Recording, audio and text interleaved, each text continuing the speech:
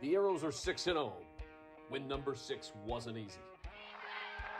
Junior quarterback Nathan Bernhard led the way with 3 touchdown runs and a 52-yard bomb to Gabe Baith.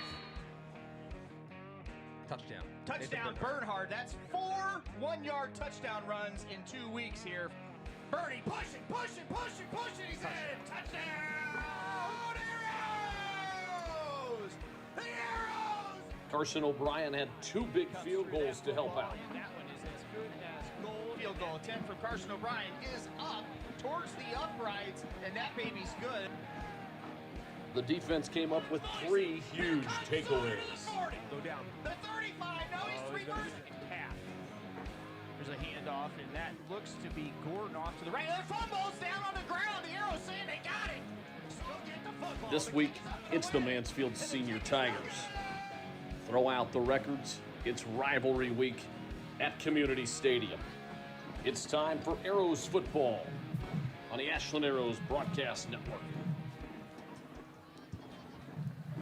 And it is a beautiful Friday night for high school football here in North Central Ohio. The Ashland Arrows coming in undefeated 6-0, 2-0 in the conference against the Mansfield Senior Tigers. Welcome into the Countdown to Kickoff pregame show presented by Simonson Construction. It is a big one anytime these two teams meet, but tonight it's a little different as I bring in Tony Van Dyne, my broadcast partner. Welcome into the Pre-Steno broadcast booth. Happy to be joined alongside Tony. We'll have Chris Mowry here in just a moment. Tony, tough one last week against Madison, and now it doesn't get any easier with another rival just down the road. Yeah, a lot tougher than we really thought it was going to be going into Madison. Homecoming, 1-4. You were on the road, so we had Chris up here. The Arrows started off hot. You know, an early touchdown to Gabe Baith and a field goal kind of put them up 10-0. And then we gave up a touchdown, 8-10 going into halftime. And then lo and behold, trading scores back and forth. All of a sudden, we're going to overtime, and then double overtime, and then triple overtime. And finally, Ashland squeaks out a 33-27 victory over Madison, led by Nathan Bernhard, 3 rushing touchdowns. Just kind of a barn burner of a game. And in a game that historically, Ashland has just dominated Madison. It's kind of that catch-up game, and then you get ready for a really tough TY Tigers team. This year, you kind of had this really tough game against Madison, and now you're coming in against a struggling TY Tigers team. A dangerous team, Chris. Nonetheless, throw the record out, whatever cliche you want to say. This is always a good football game. Yeah, it's always a good football team, a football game, I should say, and it's really a good team that's coached by Chokey Bradley, right? He's a very, very dynamic head football coach in high school. Mansfield Senior is known for all their athletes, right? And they've got them up and down the roster. Coach Bradley's really changed the dynamic of that senior high football squad the last 10, 12, 14 years, and he's got these guys playing together. That's what's really so crazy about this year and this Tigers squad. It just hasn't been the same that we've been accustomed to here in Ashland for the last 10, 15 years. We'll see. Hopefully the Arrows take care of business. On paper, this looks like another lopsided game. But Tony, when you and I came on air last week, we were saying the same thing, although you and I were there on overtime pay, not once, not twice, but 3 times, 33-27 over Madison. You're right, Chris. Let's take a look at that game from last week. The game summary, the Arrows and Madison, they brought us a game that we were a little surprised. We talked about it, guys.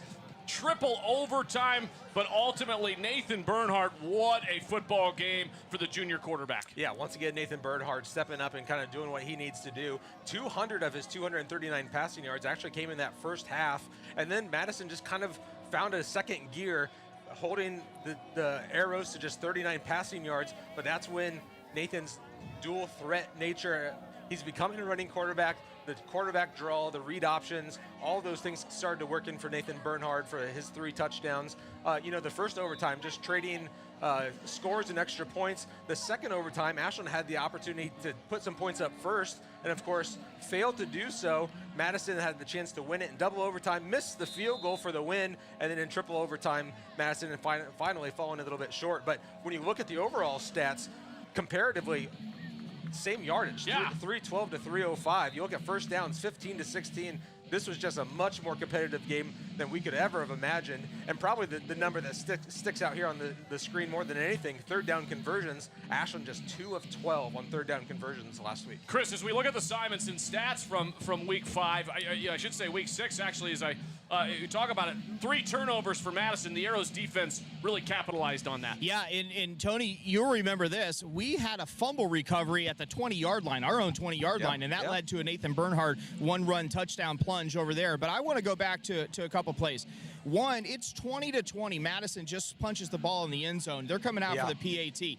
The reality is, it's very simple. If Tyler Sauter doesn't go bulldog through the Madison offensive line that's trying to get that kick away and jump up 8 feet in the air and accept that thing in his stomach, which it knocked the wind out of him, we lose the football game. Right. We lose the football game. In double overtime, I think it was double overtime, Tony, Madison lines up for a field goal to win the game.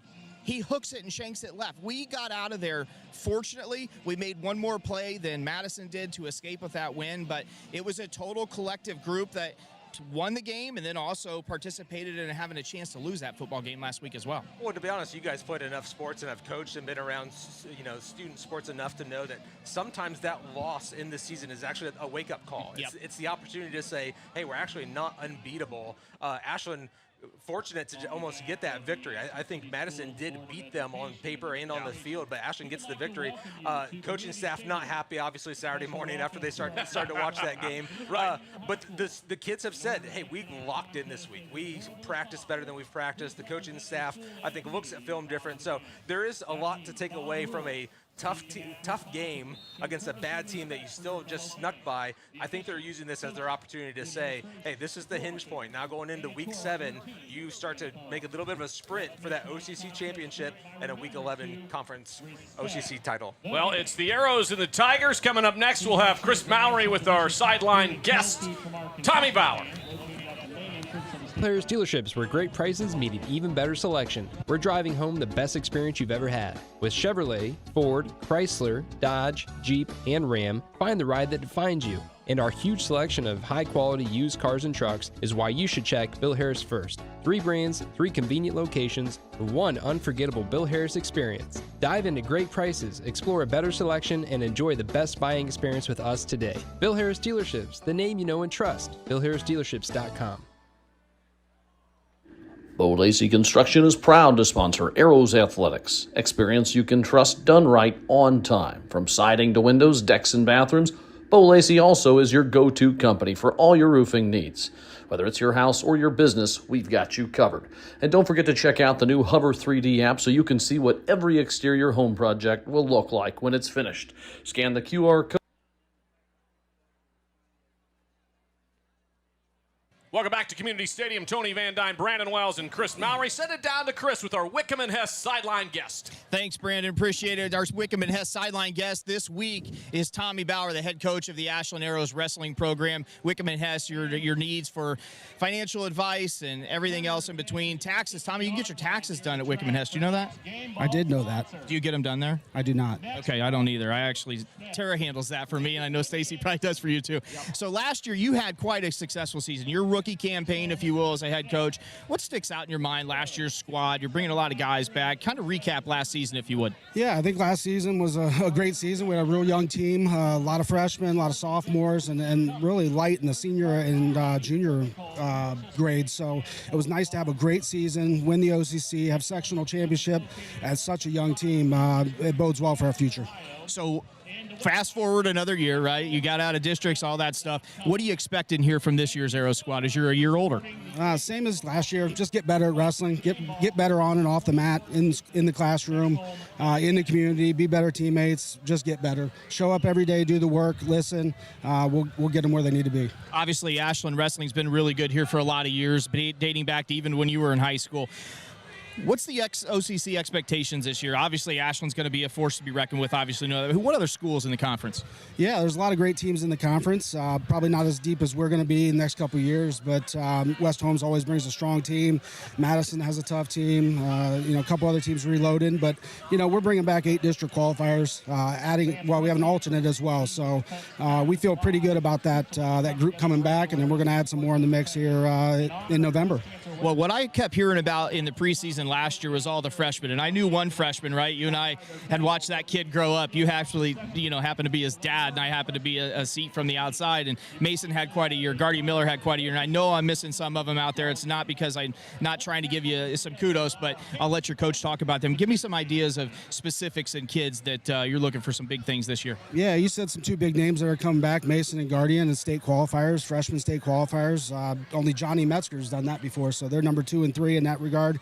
Yeah, I've had a front row seat to a couple of them, Maxwell, Isaac Wickham, a few of those guys, and it's been a good season. So I've been watching a bunch of open mats, and that was the one thing I know when I tried to get you to coach this squad here for the last, I don't know, what's it been, 15 years ago I was on you about this? Yeah, absolutely. You've been chasing me for a while, Chris. But the stars aligned professionally at work, and then also, my timing in life was giving me a great opportunity to step in and do this. We've had some open mats. We've done 7 camps this summer. We have 2 open mats every week.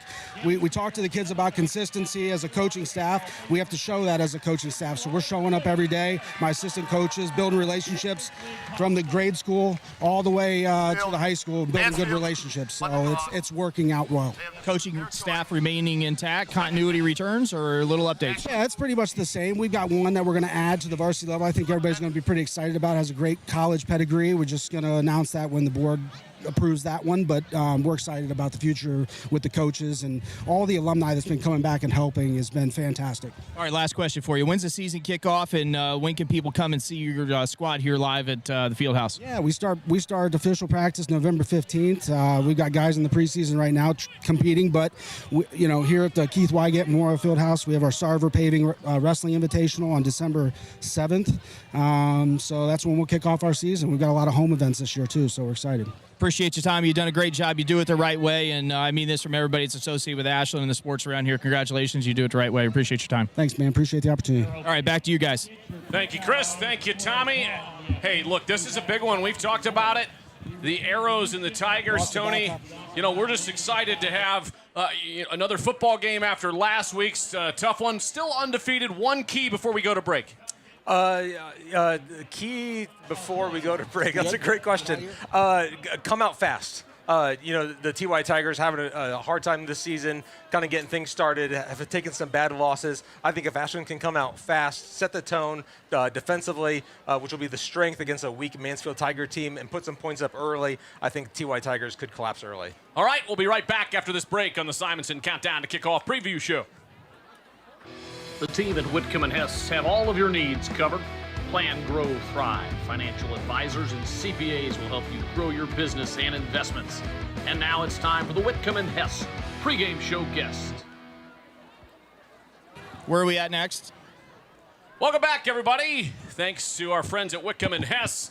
And don't forget, over at South Street Grill, you can check all the action every Friday night here during football season, and then basketball is a whole nother story. We'll get into that in a week or two, we are excited that the official Arrows Watch Party location is the South Street Grill.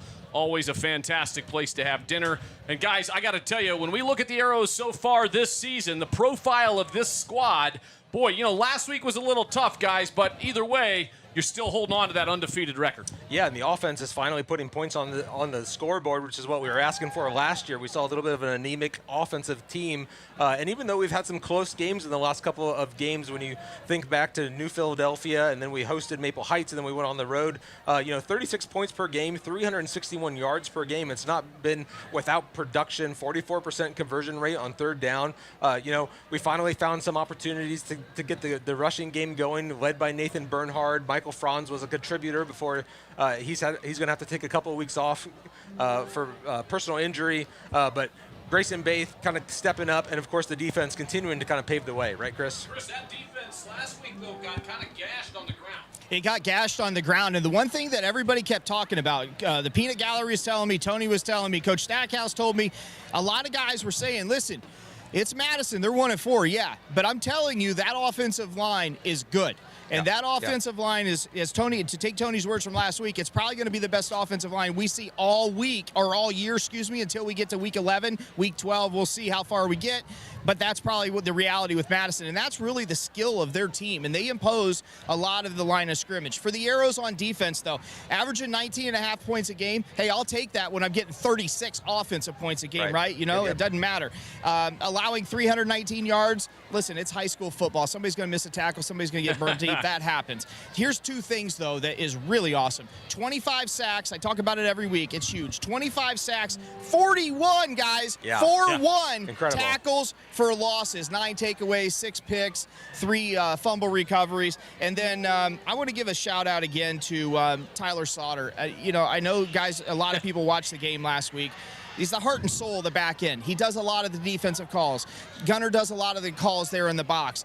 But without Tyler Sauter's personal effort, make no mistake, him saying, I've got to get in there and make a play for my football team, he did that and kept this undefeated season alive that we're talking about. Yeah, you mentioned that in the open, Chris. I'm glad you brought it back because I forgot to jump in there and talk to you with you about it. You know, there's 11 guys on the field, and working together as a unit of 11 is the key to the game of football. But in the end, it does take an individual to say, I'm going to make a special play. I'm going to beat this this offensive tackle and get the sack. I'm going to break away. I'm going to get open. And when you have that mindset of, I need to make a big play, not because it's on you, but because it's in you. You've done the work. You've put in the time in the weight room. We finally saw Tyler Sauter explicitly get that opportunity, and he did. He saved the game, the Week 6 game against Madison for us. Guys, on the other side, boy, the Tigers have just had a tough go. They did pull out a big victory against New Philly, but they just are struggling to put up any points. Got a 60-0 against Villa Angela St. Joe's, one of the best schools in the country. But nonetheless, you know, a couple close losses, but they're just struggling. Yeah, just 10 points a game, and the offense is the reason for the struggle. They've put up 5 and 6 quarterbacks, trying to find someone who can get into a little bit of a rhythm. But every time you pull another quarterback in, you're taking a receiver away because they're just kind of rotating through 5 and 6 skill guys, giving up 28 points a game, 0-2 in the OCC. You know, but last year, 14-6 over at Mansfield Senior. Ashland got the loss. So Choky Bradley, again, smart coach, knows what he's doing. He's made this a defensive team. He said, we are going to stack everything we got on a defensive unit to slow you down, try to keep these scores as low as possible, and see if we can't squeak out a few more wins and play spoiler against the rest of the season. You know, for me, Tony, I'm going to give you 2 stats.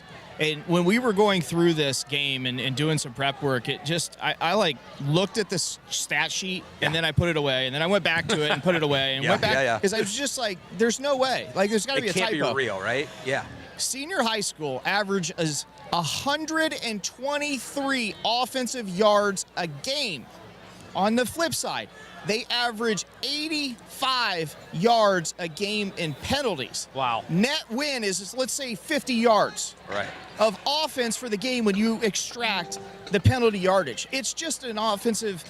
We've seen nothing like this in the 15, 18 years that Choky Bradley's been over there, and it's wild. Now, what I will say, we thought this last week too. Correct. And we cannot. You can't do it again. Show up with that attitude again today, or somebody at one of these times, if we're not ready to play, are going to step up and bite us. Well, guys, let's take a look at Senior High's schedule, because if you look at it, they still, if they're able to win tonight somehow against the Arrows, they have an opportunity to run off a few games and still maybe make their way into the playoffs. That expanded playoffs puts so many opportunities out there. Yeah, I think they're sitting around number 19 I think, in the region, in their division. And you look at Ashland, obviously a lot of second-level points if you can pull that one off. And then the final 3 games, 3 teams that are really struggling. You go to Worcester, you host Glen Oak, and then you're at Madison. So even those first-level points, the points that you just get by beating a Region 2 or a Division 3, Division 2 school could put them still in the playoffs. So, yeah, you kind of think, hey, we're 1-5. We've really gotten beat up. They have played some really good schools. They have had their problems offensively, but don't count the Mansfield Tigers out yet. You know, guys, one thing I did want to make one point, Brandon, before we go to the next segment. Yeah, you're good. Make no mistake. No mistake. This is the Senior High Tigers football team's Super Bowl this year. Make no mistake about it. They have, Choky Bradley and company have got this team ready to go tonight, and they're going to give the Arrows their best shot, period. End of story. It's all on the line for these guys. 1-win football team on the other side of the field tonight here at Community Stadium. Chris, you're right. And the Arrows, meanwhile, this is a must-win. Every week seems like a must-win, but you're going into West Holmes next week. Well, you start talking about the OCC. You got you got 3 undefeated teams right now. You have West Holmes sitting at 2-0. You got Lexington, who are playing each other tonight at 2-0, and you have Ashland at 2-0. So obviously West Holmes and Lexington, both of those can't come out victorious. So there will be 2 dogs in this OCC fight, and we go to West Holmes on week 8 next week, and then week 10, Lexington's coming here. Well, guys, it is a fantastic night for football. You've been watching the Countdown to Kickoff pregame show. National anthem coming up next. And there was a bit of not a bit, there was a serious tragedy earlier, I believe, today with the Norwayne band. Norwayne's band. Yeah. And so in a minute, we're going to hear from PA announcer Dan Chandler and then the national anthem, of course. But I will tell you that for the Arrows guys, you know, anytime you have an opportunity to get the marching band out here, it's a part of the team, it's a part of the community, the fabric of the community. Tonight is 8th grade night here, so my son's out on the field right now with a big drum. And, you know, so anytime you lose a member of the high school community, you know, as a parent, it just breaks your heart. Yeah, we don't know a lot of the details right now, but we do know that at least 5 band members were in a car accident, and one of them, unfortunately, did perish. So the Norway game has been canceled, and we'll head over to Dan Chandler. Here we go. From Norwayne High School, where one student has passed away. We will now take a moment of silence to remember this young person and our friends and community of Norwayne. Thank you.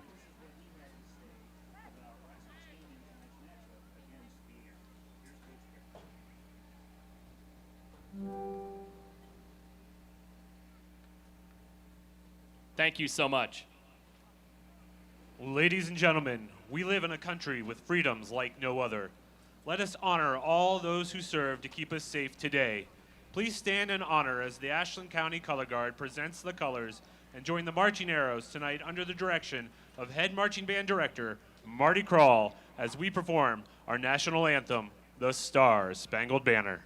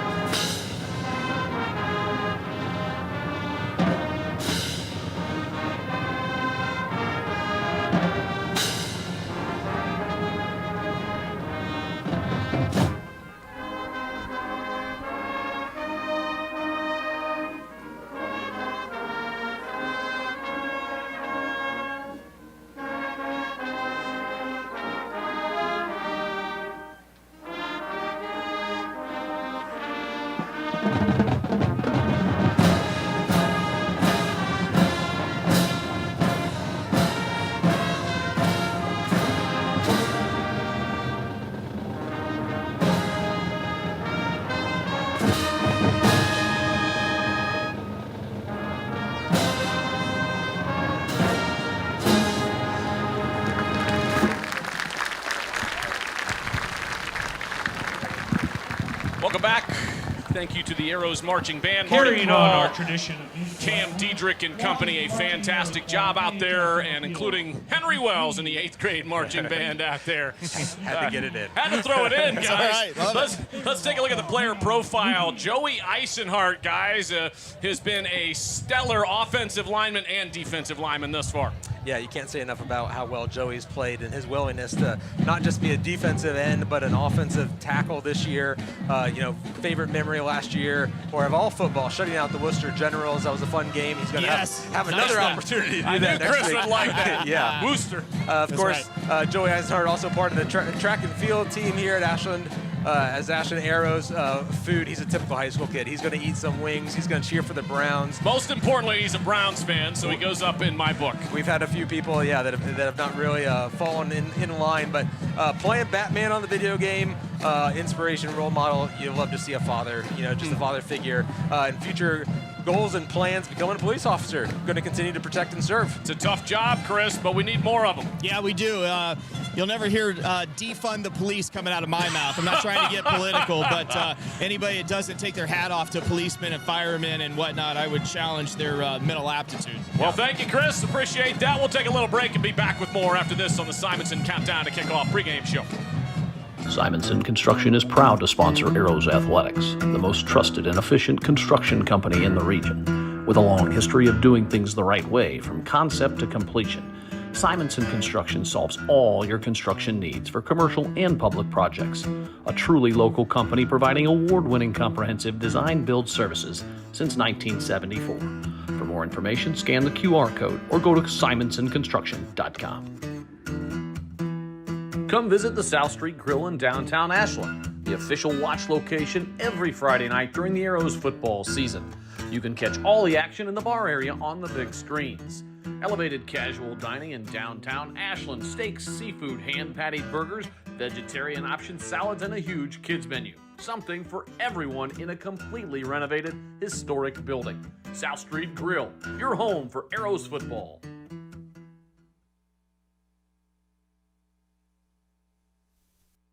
Welcome back, Community Stadium. It's time for our Sid Suds Keys to the Ball Game with Tony Van Dyne and field analyst Chris Mowry. Yeah, I'll give you 3 for the Ashland offense. Number 1, establish the run. The thing that this defense for the Tigers will give up is the running game. So establish the run early. Second, take your shots deep. Don't get complacent and just dink and dump. Go ahead and go over the top. The TY Tigers are going to be aggressive, and the way you combat aggressive defenses with an aggressive offense. So establish the run, take your shots over the top, and most importantly, set the tone early. Come out, establish the line of scrimmage, score early, put these TY Tigers away early in this game. Yeah, for me, for the Arrows, it's play your game, right? And it's, you know, the stats, the Arrows have seen these stats, right? It's play your game. Take what they give you. We talk about that all the time. Take care of business, right? You show up. It's time to go to work, right? Yep. You got a work day through the school day, which is from 7 to 2:30 or whatever it is. Well, now, if you're a football player, you got to go to work here starting right now in 3 minutes and 40 seconds for the next 3 hours. You got to go to work. And don't look ahead. If last week didn't teach you that you take care of business quarter by quarter, drive by drive, series by series, I think you might need to wake up, right? And we've got to take care of, don't look ahead. And then for the Tigers, they've got to limit big plays, right? That's going to be tough for them to do, but I think I'm with you, Tony. We're going to take some shots deep. Be physical with Ashland's wide receivers. We saw that again last week, Tony, with Madison, where they chucked us and they bumped us right at the line of scrimmage, and that's different. It throws those timing routes off. It throws the whole sync of the offense out. So I expect Chokey Bradley to be physical with our 5 wide guys. And then finally, look, we can say it every week, but for senior high, they cannot turn the football over and give this Arrow offense more and more opportunities. I think that's keys to the game. No, it was a lot of keys. It was 3 and 3, man. It was a lot of keys. We'll be right back with Coach Valentine after this break.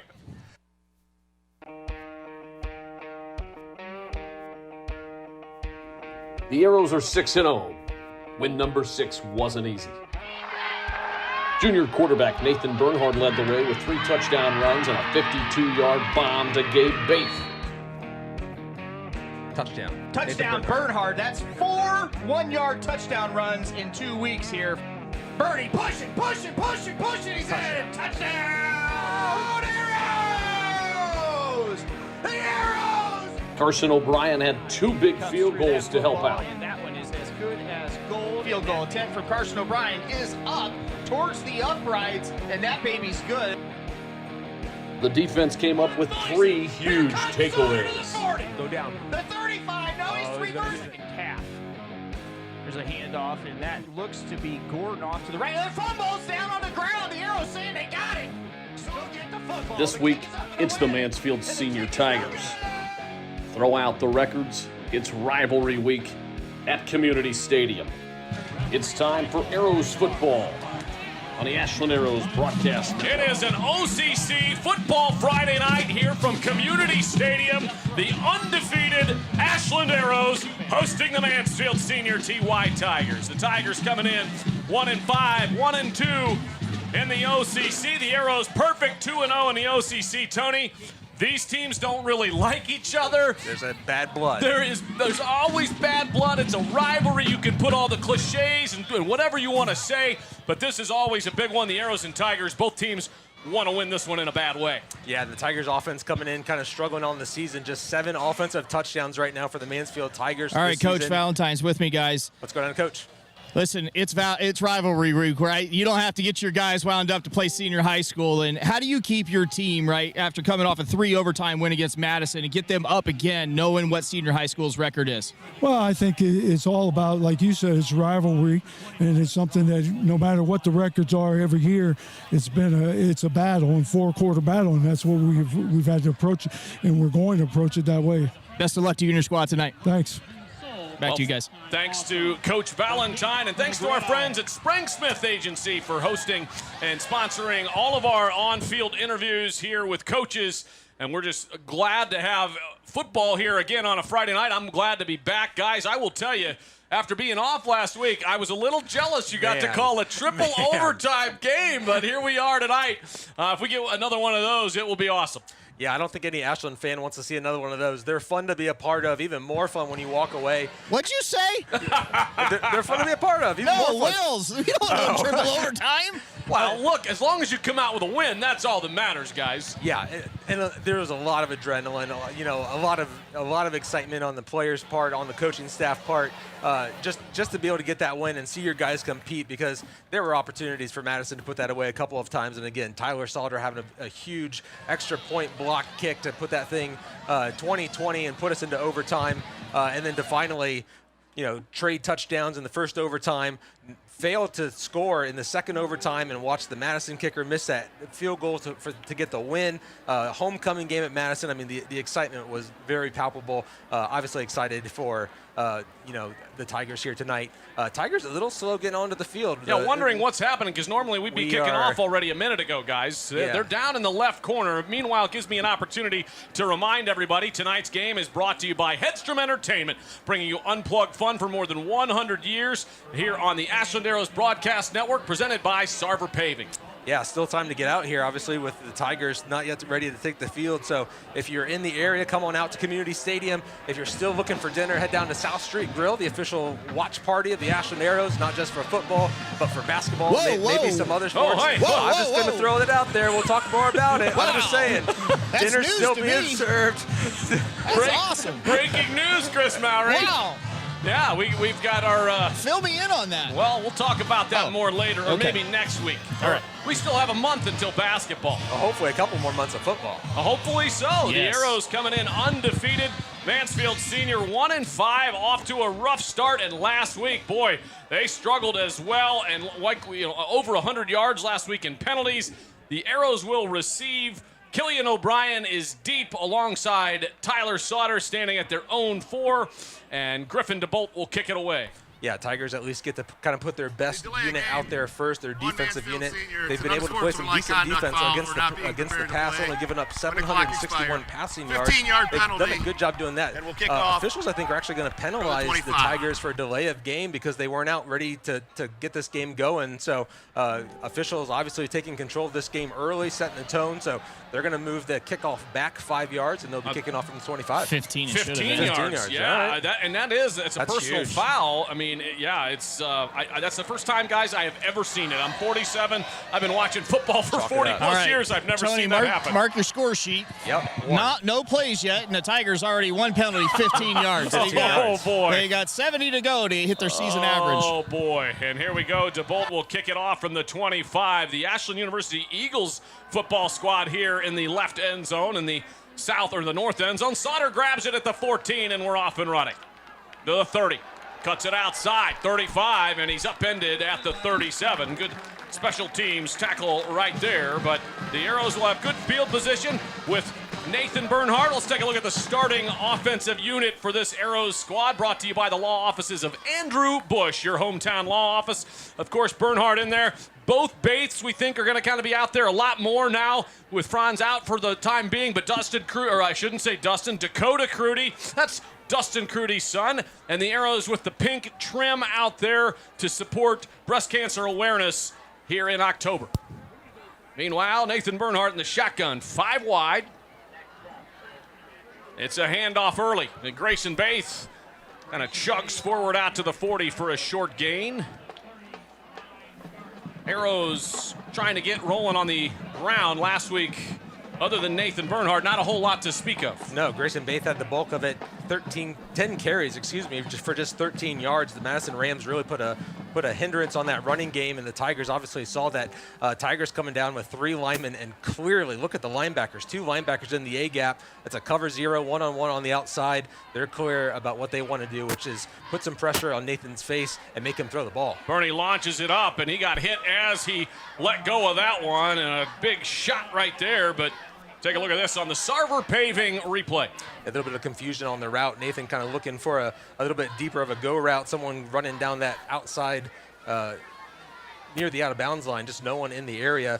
Going to set up an early 3rd and long. Going to be 3rd and 7 here. That was freshman Wesley O'Neill, 5'8", 175-pounder off the edge. And Bernie took a shot. Yeah, TY Tigers, graduated 17 seniors last year. Several of those guys playing college football. Had a lot of questions about who was going to fill in. They still have some questions about who's really going to fill in even here on week 7. Bernie to Gabe Bates, caught at the 45. He's close to the first down marker, what would be a BB&C Car Care first down, and they do have it. The Arrows move the chains early on. Nice little pitch and catch here. Yeah, a little curl route on the outside and an in route. Gabe Bates kind of grabs it and does enough fighting to get what he needs. It almost looked like he, ran that dig route just a couple of yards early, but he does a good job of finally bringing that in and getting north and south, getting his head down, running forward, getting the first down, moving the chains. First BB&C Car Care first down. Arrows averaging 36 points per game, putting up 261 yards per game. Good balance, 135 a game on the ground, 226 through the air. Nathan throws it near side, and a little miscommunication there with him and Grayson Bates. Yeah, just came out a little bit earlier than I think Grayson was ready for it. Grayson had a nice receiving game last week. First time we've really seen him in the as a receiving role. 6 catches last week for Grayson for 52 yards. We've seen him a couple of times kind of come in motion and kind of get a bubble screen, something quick, but I think that was really the first time we've seen a throw downfield to him. That out route just a little bit too slow for the pressure that Nathan was having in his face. Incomplete pass to bring up second. 2nd down and 10. Just underway here in the Ward Realty first half. Bernie looking downfield. He's got a man and overshoots Sauter. And they are bringing. They got a penalty on it. There is a late flag and maybe a defensive hold or a PI. We'll take a look at this. Seemed like the offensive line wasn't even ready to block those guys. Too much pressure coming up right in Nathan's face to have Coach Valentine be happy about that, but Nathan able to get it just over the head of Tyler Sauter, and the officials say, hey, too much hand, getting a little too handsy down low, going to be pass interference, going to be another BB&C Car Care first down. It's 2 for 25, boys, just so you know. Well, that one was questionable. I'll give the Tigers the benefit of the doubt on that one. That looked like good coverage, but nonetheless, he took a shot over the top. It looks like they're putting everybody up in the box and pushing those safeties up. Yeah, 2 middle linebackers are coming in the A gap. There's no questions about it. And, Coach Valentine's offense is a 5-wide offense. And we saw this last year against Mansfield. They had so much pressure, and we talked about it afterwards. If he would just have someone beside him to be an extra blocker, here they're going to hand off to Grayson Bates, try to find some space on the outside. Bates, and he's upended and pulled down by the legs at the 35. He picks up 9. That was a nice carry and a touchdown-saving tackle. And that's the run that I like Grayson to run, and that's the one that he's been most comfortable running. Anytime he gets too far inside, off the center or off the guards, it looks awkward. He's a young sophomore. He's a strong kid, and he runs hard, but it's his speed. It's his one-cut ability that's the thing that makes 33 the most electric through the first 6 games. I like seeing him get to the outside a little bit. When he sees there's nothing on the outside, he makes that cut, picks up 8, and now you've got a short 2nd 2. Now you can take a shot deep. Bernie, man in motion is Grayson Bates. He's looking right side on a little quick slant, and nothing there with Crudy. And good pressure. The Tigers, like you said, Tony, looks consistent. Like they're committed to bringing some pressure. Yeah, I think we're going to see it all game until something changes. Until we can prove that we can beat that. There, Crudy had the inside leverage against that cornerback. That's a pass that Nathan's just got to put on the numbers, let Dakota get his hands on it, let him have the opportunity to make the catch. Unable to make that connection brings up the first 3rd and short.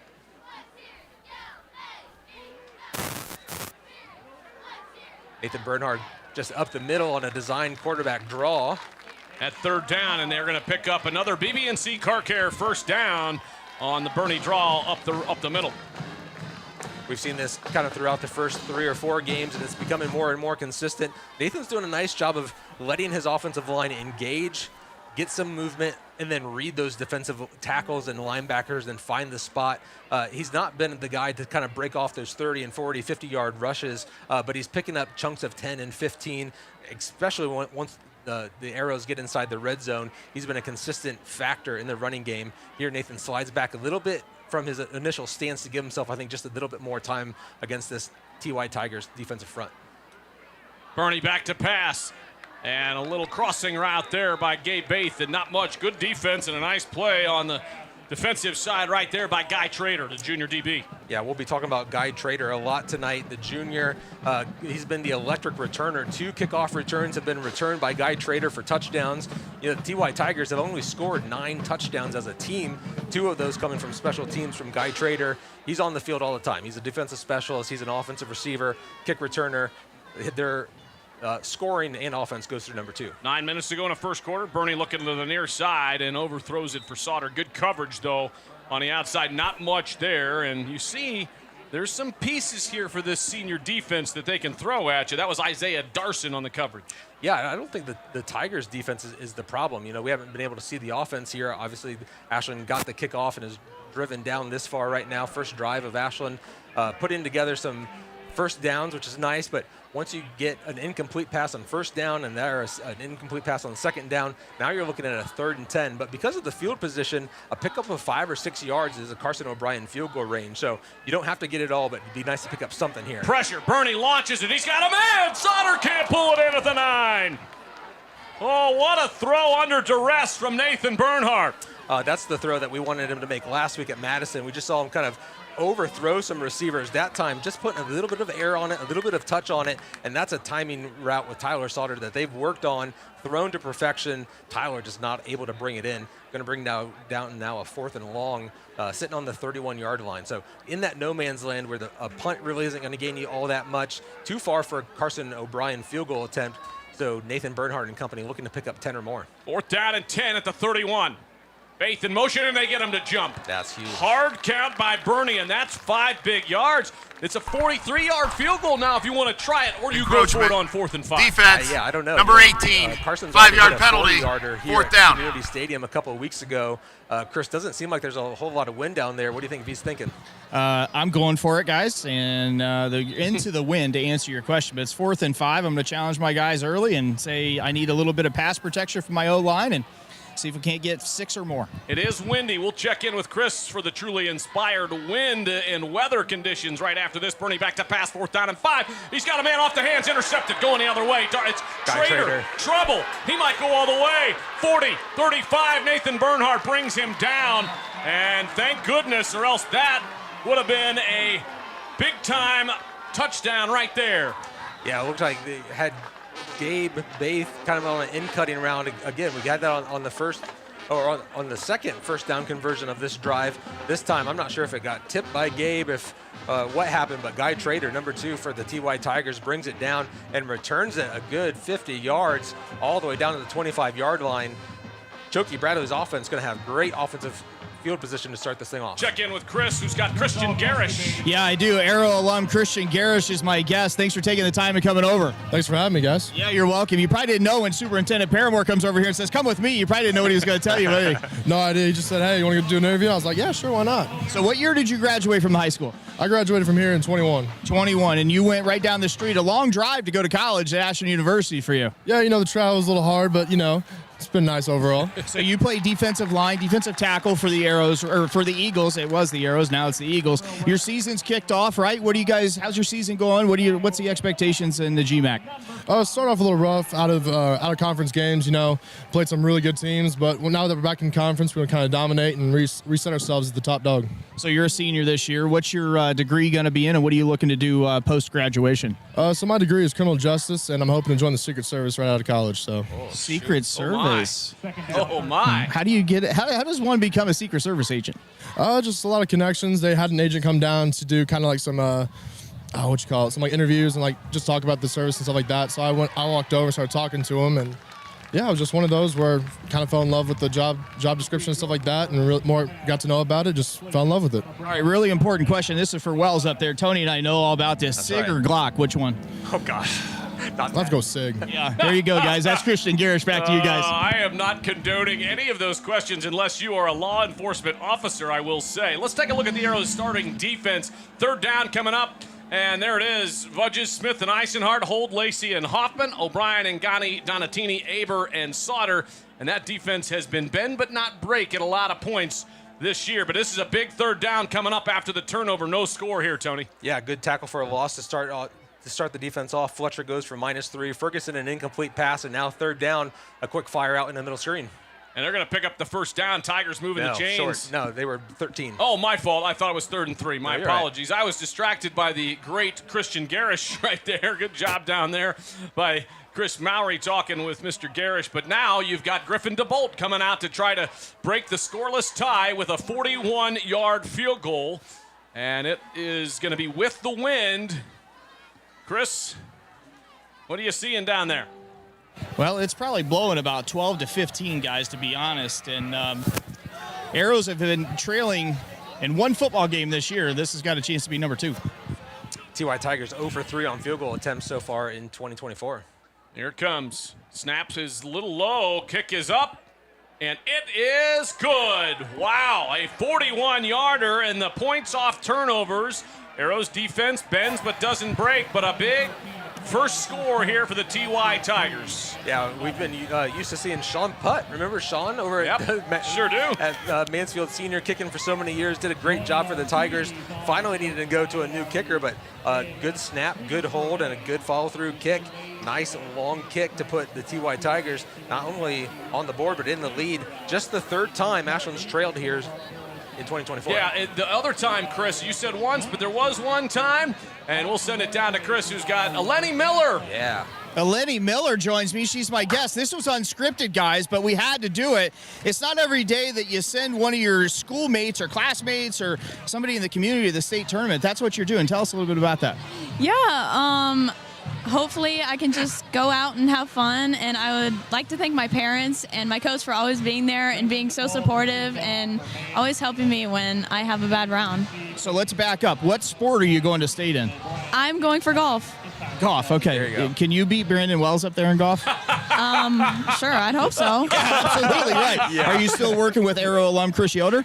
Yes, I am. I go down about 1 or 2 days a month, and yeah, we just go down. He watches me swing, and we just find one thing to work on. Chris is one of the best coaches in the entire state of Ohio. He was a 2-time runner-up for the Arrows and played runner-up to Steve Paramore one time, right? That was pretty wild. When is the tournament, and what course are you going to? My coach is actually waiting for an email to see which course I'm going to. The practice round is on October 13th, and then I will stay 2 nights and play on the 14th and the 15th. Cool. Well, I know this about your family. They're really excited about it. I'm really proud of you, and congratulations and good luck. Yeah, thank you. All right, guys, back to you. Thank you, Chris. Eleni Miller, a fantastic young lady who shot an 82 That's great. to qualify for the state tournament, was a teammate of my daughter for the last 4 years and a fantastic young lady and golfer. A little end around to Sauter here meanwhile, and he's lit up at the 23. Arrows trying to get something going, but so far, not much doing. Yeah, I think Sauter had a little bit of an inside run there. He tried to get to the outside, a nice finish block. Coach is calling for a holding call, but Brandon Briggs just kind of taking that defensive end all the way out to the sideline. Tyler Sauter able just to get one to set up 2nd and 9 here on the Ashland Arrows' second offensive possession after the first one stopped from the interception. Beautiful night here. The truly inspired weather. It is 68 degrees. A light wind going from left to right here. All your printing and paper needs, check in with Truly Inspired Paper Company in Ashland and Loudonville. Good route there by the younger Baith. This was the route that he tried to run before, but just didn't have a nice time. A little zig route, kind of showing a slant, making that defensive corner kind of bite inside, and then he puts his foot in the ground and goes outside. Well timed by Nathan Bernhard, fires that out there to be able to pick up the first down. BB&C Car Care first down. Arrows had a nice drive going before the tipped ball and interception and almost returned for a touchdown. Nathan Bernhardt saved a touchdown on the defensive side. Yeah, and again, that's one of those, as Nathan fires one to Crudy deep and unable to connect. It's another individual effort play that you don't know how big it is, but that's a 4-point play right there. Right. That if he goes in for a touchdown, obviously 6 points with an extra point, we can assume 7. But because Nathan makes the effort play as the quarterback to hunt down Guy Trader after that interception, the defense able to bend but not break. They still scored 3, but yeah, the 4-point swing could prove large. Brandon Wells and Tony Van Dyne up here in the Priest Dental broadcast booth. Bernie with a quick pass out to the outside. Caught. Bates got it out to the 40, maybe to the 41. That'll bring up a nice, manageable 3rd down. Nice play call with a combination of pressure coming up front, but some space on the outside. Your wide receivers can get downfield. The offensive line can kind of let those defensive line kind of go free. First time I think I've seen the TY Tigers actually show blitz and then break out of it. The middle linebacker actually dropped into a little bit of a zone, but when you're running a screen to the outside, obviously not able to get all the way out there. So good pickup again for 7 to Grayson Baith. Yeah, you had Gavin Chambers out there, and that ball's knocked down, almost intercepted. There is a late flag. It could be a late hit or an unnecessary roughness. Take a look at this, guys. Yeah, the question's for Dwayne Anderson, the senior defensive lineman. After the throw, I think he just gets an extra step and an extra shove on quarterback Nathan Bernhard. Flag comes in. TY Tigers are celebrating, not sure. Yeah, I don't know what they're celebrating about. Roughing, thanks, Chris. Roughing the passer. I think coaching staff is asking for a deflection, but they don't understand that a deflection doesn't mean anything against a roughing the passer call. Yeah, I understand what you're talking about right there and what they might be thinking, but nope, no dice. Personal foul, roughing the passer, Haven't been able to connect with defense, Killian number O'Brien 8, yet. 15-yard Yeah, penalty. I think that was the first target, down. trying to hook up with KOB. And it looked like there was a lot of contact down there, but maybe because of a tip ball, once the ball's tipped, you can have a lot more aggression against the wide receivers. You can all of a sudden kind of become really aggressive against them. So no penalty downfield, but the roughing the passer call will march off 15 more penalty yards against the Tigers. Chris, you keeping record down there? I was just going to say, guys, that's darn near 60 yards of penalties here in the first quarter. Yep, but what does the scoreboard say? Bernie in the shotgun, 1st down and 10 at the Tigers 45. High snap! Bernie's going to have to track it down, and he falls on it. Ball's loose, now he falls on it again. Arrows dodge a bullet, guys, and a big miscue right there. Just fortunate to come away with the football. There's been a couple of snaps that have been a little high. Nathan's done a great job of kind of controlling them, but that one I think just came out a little early. We saw Grayson Baith come in from right to left for Nathan Bernhard in motion, and I'm not even sure Nathan was ready for the snap. Brigg fires one just head high, and unfortunately Nathan can't get enough on it to kind of knock it down. It's going to roll all the way back to where the original line of scrimmage was before the penalty. So now we're back to the 35-yard line, a loss of down obviously on the fumble. So now it's a 2nd and 30 here as Ashland trails with 4:36 to go here in the first quarter. 5 wide. 4:29 to go in the first quarter. Bernie is busted play, going down, and he is lit up by about 6 Tigers at the 33. And we'll see exactly why. You said it, Tony. Busted play. Nathan looks to the right immediately to fire to someone on a screen pass, but no one's there. You have 2 guys that are blocking, but it's trips left, not trips right. Just a mental mistake there by the junior quarterback. And, of course, yeah, at that point you have just 2 guys blocking downfield. There's nothing you can do. And the Tigers, with their relentless defensive pressure that they've had, gets another sack. So first a loss of 15 on the fumble, the miscue on the snap. Now a loss of 7 brings up 3rd and 32. 3rd down and 32. Arrows just trying to maybe flip the field here. 5 wide. 3:45 to go in the first quarter. Pressure. Bernie to KOB caught the 40. Tries to make a man miss and wrapped up at the 41. And the Arrows are going to have to punt it away. Dakota Crudy most likely going to come out. And the Arrows with another disappointing possession here to start the ball game. Yeah, Choky Bradley rightly tells the defense, hey, soft zone, you have 30 yards of coverage, there's no reason to get aggressive. We're going to go ahead and let them have that 10-yard little curl route to Killian O'Brien. Able to bring it in and try to make a move, but too many defenders for Mansfield Senior. Look at Mansfield Senior, 10 guys coming for a blocked, a punt block opportunity. After this punt, we'll check in with Chris, who's got Madison Underwood standing by. It's a high end-over-end punt, and they're going to let it bounce, and it takes a Tigers bounce backwards, and the Arrows are going to have to track it down at the 38-yard line. Down to Chris. Thanks, Brandon. Here with senior Madison Hoffman, our cheerleader of the week, brought to you by Sprang Smith. Thanks for joining us. Appreciate you taking the time. My name's actually Madison Underwood. I said Madison Underwood. What I said? She got you. She got you. I said Hoffman. Yeah. I did? You did. I was already playing hoops, man. Sorry, that was Madison Hoffman for 3.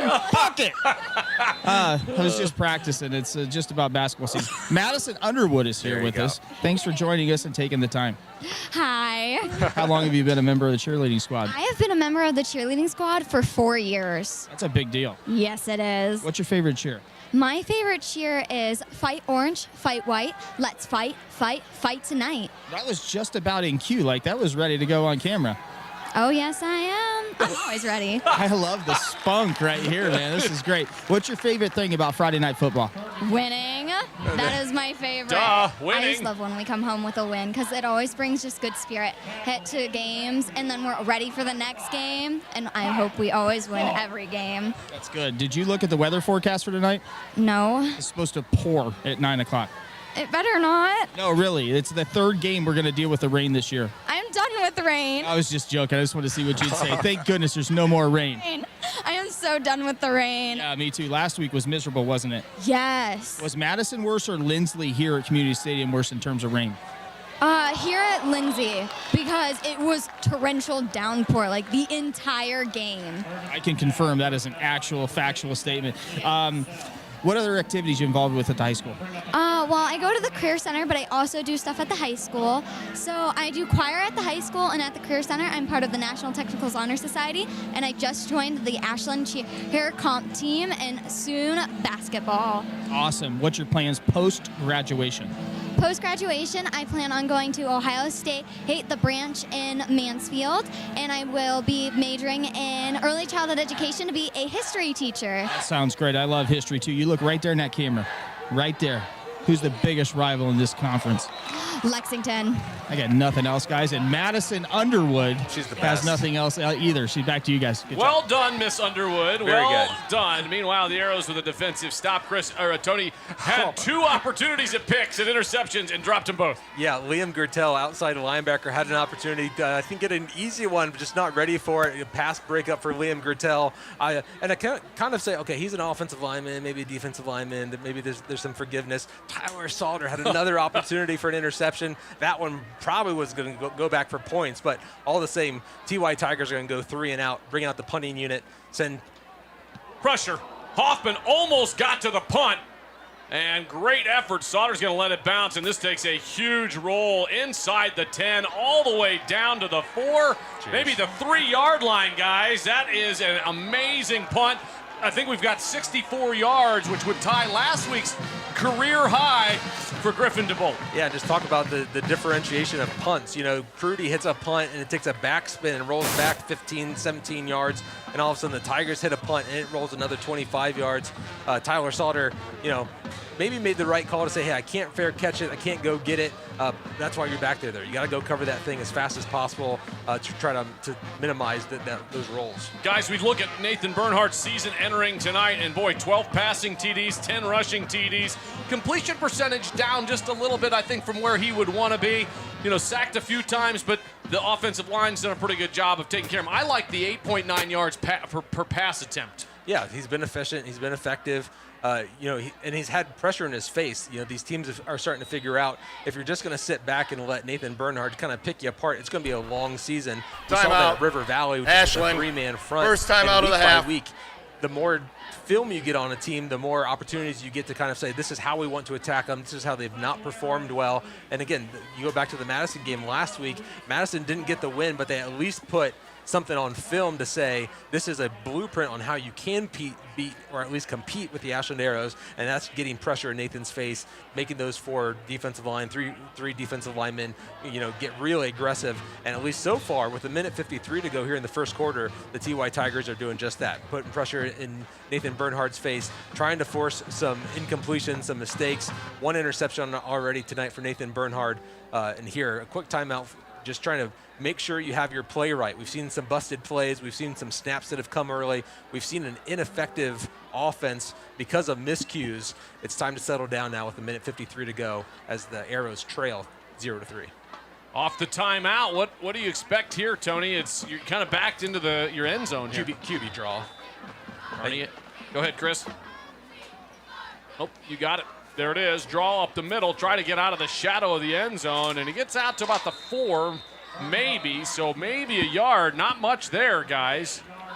Yeah, a little bit of a read option, kind of looking for Grayson to go outside, and that defensive end does a nice job of staying outside, but does an even better job of once Nathan pulls it, he does a great job of kind of bailing on Grayson on that run play and close down as much as possible, limiting running space on the inside. Going to be just a gain of 1 for Nathan Bernhard, set up 2nd and 9 inside your own 4-yard line.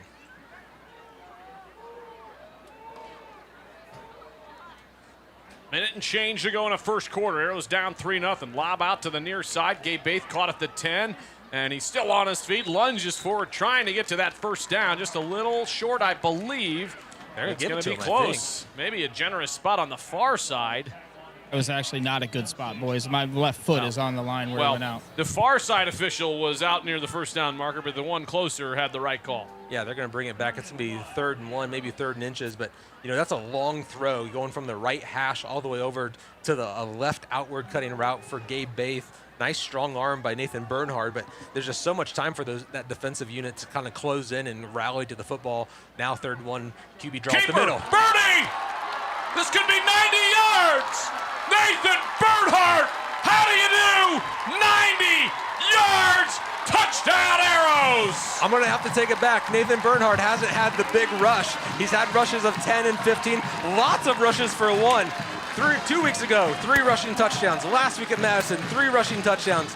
Now Nathan Bernhard finally breaks one free. 91 yards, takes the Arrow lead. First rushing touchdown for Nathan Bernhard. Strike up the band. Now that's how you break a scoreless first quarter for the Arrows as they take the first lead of the ball game for Ashland. And that's the Achilles heel of bringing 6 guys in pressure. When you bring 6 guys, once you break it, if the offensive line can just kind of give a little push, give a little shove, there's no linebackers, and going 5 wide playing man-to-man, obviously your corners and your safeties are all spread out wide. You break that first line of defense, just like you said, and all of a sudden the 6'4" junior dashes to the end zone. You just go REO Speedwagon, give a little bit.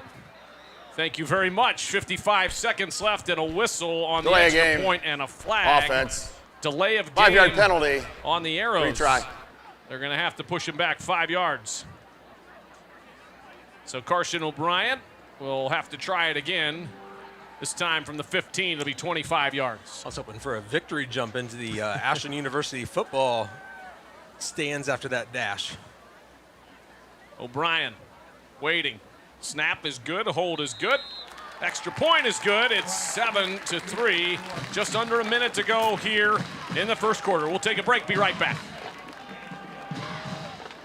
Players Dealerships, where great prices meet an even better selection. We're driving home the best experience you've ever had. With Chevrolet, Ford, Chrysler, Dodge, Jeep, and Ram, find the ride that defines you. And our huge selection of high-quality used cars and trucks is why you should check Bill Harris first. 3 brands, 3 convenient locations, and 1 unforgettable Bill Harris experience. Dive into great prices, explore a better selection, and enjoy the best buying experience with us today. Bill Harris Dealerships, the name you know and trust. BillHarrisDealerships.com. Bo Lacey Construction is proud to sponsor Arrows Athletics. Experience you can trust done right on time. From siding to windows, decks, and bathrooms, Bo Lacey also is your go-to company for all your roofing needs. Whether it's your house or your business, we've got you covered. And don't forget to check out the new Hover 3D app so you can see what every exterior home project will look like when it's finished. Scan the... Back on the Sarver Paving Ashland Arrows Broadcast Network. Off the 90-yard run from Nathan Bernhard. Arrows now up 7-3. A couple of dangerous returners going back for the Tigers. Number 7, Nate Dismuke, the senior wide receiver, 6 foot 175, and Guy Trader going to be back there. Carson O'Brien doing the smart thing, knowing that the offense isn't their strength this season, just going to kick this thing out of bounds. Let Choki Bradley and this offense come out and start on the 35. I don't like kicking the ball out of bounds. Thank you. I was waiting. Regardless of the dangerous weapons. Kick it in the end zone. Or just pop it up. The kicking team. You know, I do not like kick. it. Giving anybody free yardage. 35-yard line. Not a fan of that. First and 10. And I don't know if he did that on purpose or not. I don't know. Well, 55 seconds to go here in the first quarter, Chris. 19 offensive plays for the Arrows, just 6 for the TY Tigers. Tigers have had the possession twice, both 3 and outs. One resulting in a field goal only because of the great field position provided by Guy Trader off of the interception. Out come the Tigers for their 3rd offensive possession of this game. Arrows a little miscommunication there between Joey Eisenhart and Liam Gertel, but they get it squared away and have the right 11 guys out on the field. Tigers in the shotgun. Haven't really even been able to talk about their offense yet. A nice cut right up the middle, still on his feet, and now wrapped up by Gavin Hoffman. But a nice little run right there. I think Nate Dismuke is going to be the quarterback here. This has been quarterback by committee. 5 or 6 guys have played the quarterback position for the Tigers. There's a variety of names that we're going to be talking about, taking snaps. Jordan Ferguson, Braylon Patterson. That one was Nate Dismuke. We've seen Sean Tanner on film. Nye Petty even has credit for a pass attempt. So just a wide variety of guys, and I think they bring different skill sets. Nate Dismuke, I think, is the most athletic, but maybe not the most accurate. So Chokey Bradley here just trying to find something to get their offensive going, even in this season. Their offense needs to find some identity. 4 wide, man in motion. Dismuke going to keep it. He cuts it right up the middle, spins on his feet at the 40, and just past the 40 before the Arrows bring him down. Nice job by Jaden Goings and company. And that's the end of the first quarter with the Arrows up 7-3. Back with the second after this. Simonson Construction is proud to sponsor Arrows Athletics, the most trusted and efficient construction company in the region. With a long history of doing things the right way from concept to completion, Simonson Construction solves all your construction needs for commercial and public projects. A truly local company providing award-winning comprehensive design-build services since 1974. For more information, scan the QR code or go to simonsonconstruction.com. Come visit the South Street Grill in downtown Ashland, the official watch location every Friday night during the Arrows football season. You can catch all the action in the bar area on the big screens. Elevated casual dining in downtown Ashland, steaks, seafood, hand-patted burgers, vegetarian options, salads, and a huge kids menu. Something for everyone in a completely renovated, historic building. South Street Grill, your home for Arrows football. Welcome back to Arrows football, presented by Hedstrom Entertainment, providing unplugged fun for more than 100 years, right here on the Sarver Paving Arrows Broadcast Network. Brandon Wells, Tony Van Dyne, Chris Mowry in the Priest Dental broadcast booth. And guys, first quarter 7-3, Arrows on top. As we head to the second.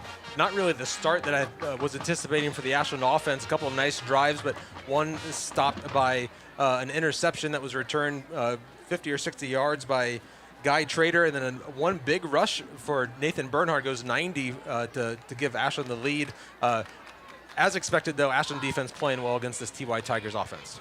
I think it's Dismuke still in there, and it's a keeper, and he is blown up in the backfield on 3rd down and loses yards, and that should put them in a tough spot now. It was 3rd down and 5, and now you've got 4th down and about 8. Yeah, and this Ashland punt block unit was real close to blocking the last punt. Gavin Hoffman was right there. Yeah, it was almost like they had all the pressure that they needed. They were just kind of afraid to rough the punter, so they didn't get in front of it. You kind of just run beside them, but a little bit more confidence just to say, if you can get a finger on that thing, you can run into the punter all you want. Here, they're going to bring 2 guys back, Jeff Hickey and Tyler Sauter, to make sure that that ball doesn't roll like it did last time for the TY Tigers. DeBolt grabs it at the 25, boots it away. It is high and against the wind, Bob Seeger style, and takes a sideways bounce back, and it goes down near the 40. You see, though, that wind now is whipping, Chris, and that really definitely pushed that ball back. Yeah, it's just like a 9-iron that you didn't hit crisply. It gets up in that jet stream and just pushes it right back at you. It's probably blowing 15 or so. I've never mishit a 9-iron in my life. Thank you very much. 11:09 to go here in the first half. Arrows up 7-3. Check that out on the Bo Lacey scoreboard down there. We'll give you some scores as well from around the OCC a little bit later, but here on our Bo Lacey scoreboard, 7-3. All your roofing, siding, windows, and doors. Is that my cue to refresh? Maybe. That's fine. I'll do it. Bernie in the shotgun looking. Pressure. He's going to tuck it and run. 45, 50, ball's loose. Oh, no. And the Tigers, I think, might have come up with it. He got stripped from behind, had a big gain, and everybody down on the field. Looks like they're going to say Ashland kind of fought for it somehow. Not sure who's going to get credit for it, but they're going to give it to Grayson Bates somehow. Nice job by the sophomore. Nathan Bernhardt had a nice run of 10 and kind of seemed untouched, and all of a sudden, just some Tiger got a hand on it, kind of popped that thing free a little bit. Nathan was getting tackled and unable to jump back onto it. But again, nice individual effort there by Grayson Bates, just doing what he needs to do, fighting through the pile, making the fumble recovery for a BB&C Car Care first down, and now on the plus side of the field. Well, the Arrows dodge another bullet.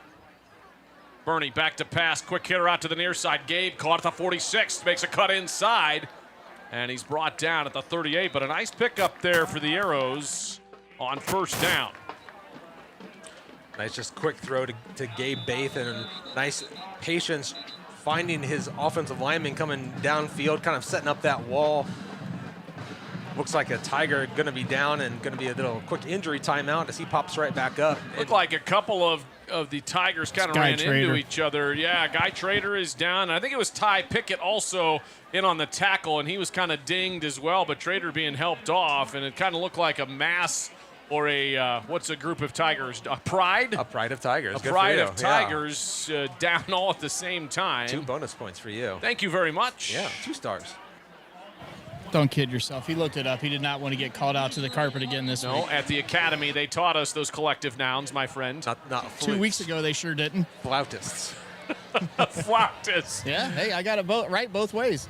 I gave you the British and the American pronunciation. I didn't watch all of last week's game because I didn't want to have too much material or fodder to come at you guys this week. So I don't know. 3,900 people seem to think it was pretty good. Well, it would have been 39:01, but 4 wide, 5 wide rather, and here comes Grayson Bath in motion. Handoff, jet sweep, cuts it back up inside, still on his feet, gets a couple yards to the 36, maybe just a yard. And he's going to be just short of the first down. Yeah, Grayson just kind of continued to extend that play off to the right, waiting for a hole to develop, but Mansfield Senior doing a nice job of just taking up space, kind of reading Grayson's body language, reading those hips, not wanting to overcommit, and Grayson finally kind of hitting the numbers and deciding I just got to get vertical. Just picks up 1, going to be 3rd and 1. 5 wide. Shoot off to the left quick. There's only 2 guys out there. That's an easy first down, right? Should be an easy read. Keeper up the middle. That's an easy one as well. Still on his feet. Nathan still moving forward down to the 27. Another injured Tiger. They're dropping quickly here, trying to see if that was, he's holding his right leg. Can't get a number just yet for the big guy down there on the ground. Maybe Jaden Jones, I think, 6'2", 300 pounds. Let's take a look at the OCC standings, guys, and the schedule for tonight. The Arrows, of course, sitting at 2-0, but tonight, obviously, Madison trying to bounce back after a tough loss. Boy, that's a tough assignment. They've got New Philly, Worcester at Dover, Mansfield Senior and Ashland, of course, going at it. And, Dover joins the OCC next year, but West Holmes, the biggest game, really, I think, was West Holmes and Lexington. Yeah, right now Lexington with a 7-0 lead in the second quarter, and that, 2 3-0 OCC teams kind of squaring off. The Worcester at Dover one, kind of a tough game for Worcester, especially going at Dover. Dover, just a beautiful facility, going to be joining the OCC next year. Going to have to travel down there and start to compete against the Tornadoes, but going to be probably a big win for Dover. The Madison-New Philly game is actually an intriguing one because both teams 1 and 2. Both teams, I think, playing better than we expected. And, of course, squaring off, we're going to find out who comes out on top. Bernie back to pass. First down and 10. Little quick hitter on the near side, and the Arrows are going to lose yards. Yeah, talking about that, guys, I think Lexington, obviously the Arrows have to take care of business here tonight. But Lexington and West Holmes, we'll give you a score on that a little bit later. But I will tell you, we go to West Holmes, that's a tough place to play for a variety of reasons. Yeah, it's in the valley. It's a natural grass field. It's a great environment. The fans come out. Officials sometimes don't call everything on the offensive holding line of scrimmage. I don't know. But they play with a lot of effort, especially in front of their home crowd. So obviously one game at a time, TY Tigers tonight. But yeah, already starting to talk about West Holmes next week. Bernie, quick hit over the middle. Crudy, 10, 5, still on his feet. He's in. No fumble. It's a touchdown. The Arrows strike again. Nice pass here by Nathan Bernhardt to Dakota Crudy. Tigers sitting back in a zone, and sometimes as a receiver, you can run through a zone and actually run yourself into more coverage. Crudy does a nice job of settling down, open himself up, show your numbers, which means just square up, put your shoulder pads in alignment with your quarterback so he can see that you're open. Nathan makes a nice, simple throw, and Dakota does what a receiver's supposed to do. Make the first guy miss, and all of a sudden get vertical.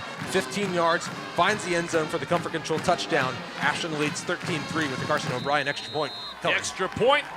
The Connery Manufacturing extra point up and good. Arrows up 14-3. Take a break and be right back.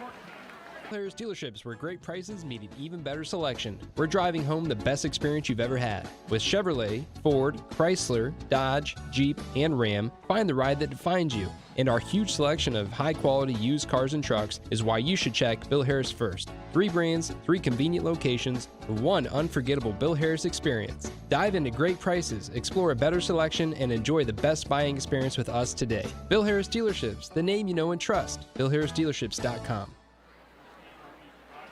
Bo Lacey Construction is proud to sponsor Arrows Athletics. Experience you can trust done right on time. From siding to windows, decks, and bathrooms, Bo Lacey also is your go-to company for all your roofing needs. Whether it's your house or your business, we've got you covered. And don't forget to check out the new Hover 3D app so you can see what every exterior home project will look like when it's finished. Scan the QR code. 14-3. Arrows, after giving up a long interception return that ended up with 3 points for the Tigers, have got back-to-back touchdowns. And the TY Tigers looking to answer here with 8:17 to go in the second quarter. Connery Manufacturing kickoff by Carson O'Brien, who's 2 for 2 on extra points. This one's kicked deep to the 5. Cutting it outside. And still on his feet. Out to the 23 is Isaiah Darson before he's brought down. I need to interject because we do pride ourselves in academic excellence here in Ashland. There we go. It's actually a streak or an ambush of Tigers. A pride is only for Lions. At the academy, we were the Royals, but our mascot was a lion. Okay, that would be a pride then. It'd be a pride. So I think sounds like a bunch of Mount Vernon Yellow Jacket nonsense going on here, boys. Well, what if you're the Royals? There's no. I mean, what are you going to be? A crown? A king. Yeah, but you're not the king. Come on, the You're not City the Royals? king. No. All I went to a Christian school, so the king was referring to someone else. We weren't going to call ourselves the Kings. Meanwhile, 8 minutes to go here in the second quarter. 8 minutes and 8 seconds. Arrows up 14-3. It's a handoff to the near side. Ball loose. Fumble. Arrows have it. A turnover. Aber comes up with a loose ball. Ball just rolls right to number 1. Jackson Aber sitting there at the safety position. Never really quite got the handoff. Never really had security trying to bring it in, but just too much pressure. Jackson Aber able to recover that ball on the 29-yard line. Ashland with a 14-3 lead brings the offense back out. 8:03 to go here in the second. And Fletcher, the ball carrier right there, the sophomore running back. Go ahead, Chris. Anybody wonder why senior high is 1-5? Turnovers, miscues, missed tackles. Penalties.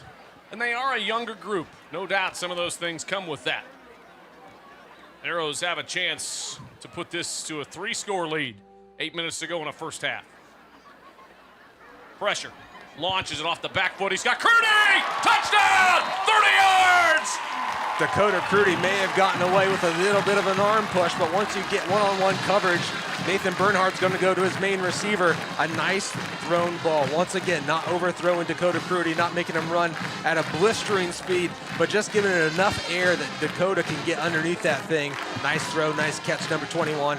Ashland extends the lead, 20-3. And guys, I will tell you, the first couple weeks, Crudy had a couple of struggles with some drops, and nobody felt worse than him. And he has worked so hard, and he has been fantastic. Yeah, he's been locked in all the last couple of weeks in practices, continuing to tell his teammates and his coaches how frustrated he is with himself and how much he wants to make big plays. And the encouragement just keeps coming of like, hey, you're there, you're making the right reads, you're making the right plays, just finish. Good to see him right now with two scoring touchdowns right now in the first half. Look, the reality was Crudy did a good job of separation. He didn't push off. He just juked the guy. And finally, we got a stop-and-go route, Tony, we've been looking for, and he burnt the guy. The reality was that's a touchdown because of the throw. That throw is a Division I quality throw. That's right over the outside shoulder where only one cat's going to catch it, and that's Bernie's receiver. Well done, Bernhardt. Great job of catching the football by DK.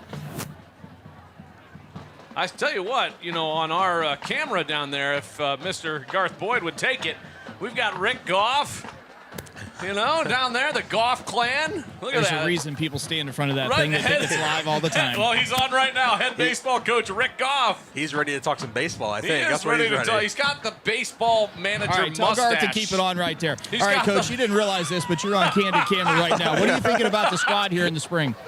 Oh, I'm excited about the squad this spring. We've got a good core coming back. We've got some newcomers. We're gonna have some surprises for you. For me? Yeah. So we're we're excited. We're excited. We're finishing up our open fields right now. About in a couple weeks of that. Take about a 3-week break, and then we'll start our lifting and conditioning in the field house. You know what the foul balls are called at Bud Playing Field at Archer Arrows Park? Yeah, and a $7 crick there. What happened to it? Well, we're cleaning it up. I like We're cleaning it up. Now it's going to be the $3.50 crick. We're going to lose half as many baseballs? Is that why? That's the hope. That's the hope. Well, BW and I are looking forward to watching your squad again this spring. Back to you guys. Thanks, Chris, and thanks to Spring Smith for all of our sideline interviews, including head coach Rick Goff. Yeah, even the unscheduled ones are brought to you by Spring Smith. Nice kickoff by Carson O'Brien. Finally, probably listening to the broadcast in between plays. Heard you guys ask for the request. Don't kick it out of bounds. Just kick it in the end zone. That one goes 7 yards in the end zone because you're with the wind. And this may be when you're going north to south or south to north. Good kick by 88. Out come the Tigers. And Dismuke now not in there. Pressure coming. And he's just going to launch it downfield. He's got a man, but it undershot him. And, Jordan Ferguson back there at quarterback. Just need a little more arm on that one. Yeah, and unfortunately, Killian O'Brien kind of got toasted on that one and not enough arm to get it there. Kind of got lost. The receiver kind of had to come back 5 yards. Nye Petty. On the cutback, kind of lost his footing. Yeah, KOB looked a little lost back there. Fortunate to see that one go for an incompletion. Well, and he is throwing, Ferguson is throwing against the wind just like a punt right there. That ball's so high in the air, and I look over, you see Senior's offensive coaching staff taking notes saying, oh, we got him on that one. We're going to try that one again at some point. Yeah, a lot of pressure in his face as well, so not an easy throw by any means. Keeper, near side, got some room. Nice tackle on the outside there. Jaden Goings might have caused a fumble. They're going to say he's down. Jaden Goings laid the wood. Nice fill there by Jaden Goins, not waiting, putting his head down, getting just enough contact on that football to pop out. Tyler Holt jumps on it, but the officials are going to say down by contact. The ground calls the fumble, going to bring up a 3rd and 5 here for the TY Tigers. Tigers just 1 first down so far through the first quarter.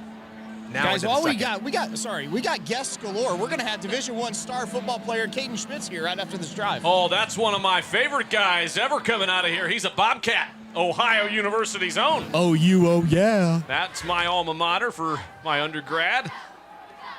Ferguson connects on the outside. Got some room and finally wrapped up and brought down on the outside. Ty Pickett. Nice. I'm sorry. That was Dwayne Anderson. Hard to get a number on that. My apologies. It was 6. Ty Pickett. My apologies. Nice throw in rhythm there for Jordan Ferguson. Finally just finding a connection for his receiver over the outstretched arms of the middle linebacker, outside linebacker for the Arrows, just trying to get a finger on it, but unable to do so. Going to move the chains for the Tigers. 6:50 to go now in the second quarter as the Arrows lead 21-3. Pistol formation, something we haven't seen here. A little different alignment for this TY Tigers offense. Handoff right side, a little bit of speed, cutting out the outside, a lot of speed, lit up inside Arrows territory, but wow, he can fly, Asia Evans. Couple of tight ends, you bring some extra blockers, and all of a sudden you run to that side. Looked like Dylan Woods had an opportunity to kind of run him down, but as soon as he got up to speed, I think Dylan realized, I'm not going to catch him. I don't think there's anybody in this stadium that was going to catch Asia Evans.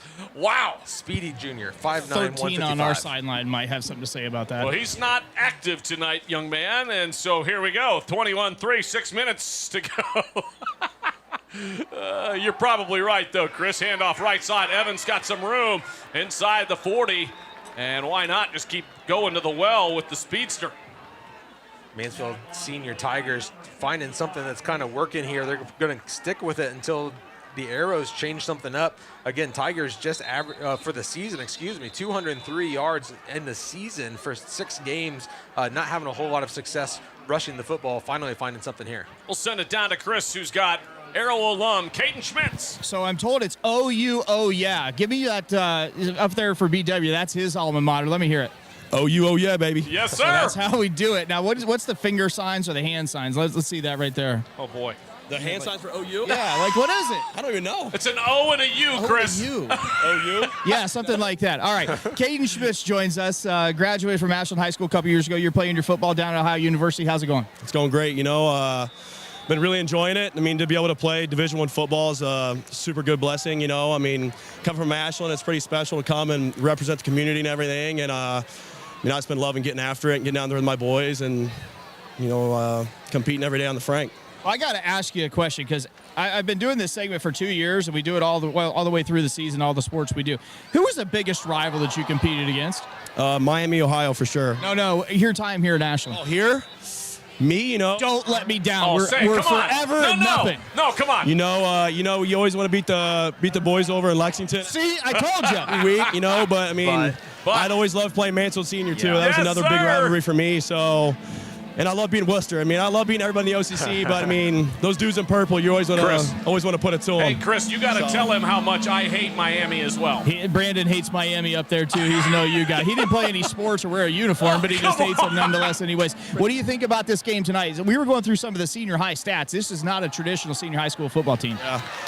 It's been pretty fun to watch, seeing the boys get out there. I mean, a lot of the guys out there playing were like freshmen when I was a senior, so seeing guys like Tyler Sauter out there and Goings, all those boys, Gunnar Lacey out there, I mean, super proud of the boys. I mean, they're putting it to them, seeing Bernhardt out there getting after it. I mean, just playing our brand of football like we do here in Ashland. So what are you doing home this week? You guys got a bye week? Yeah, we got a bye week. We played Akron at homecoming Personal last foul. week.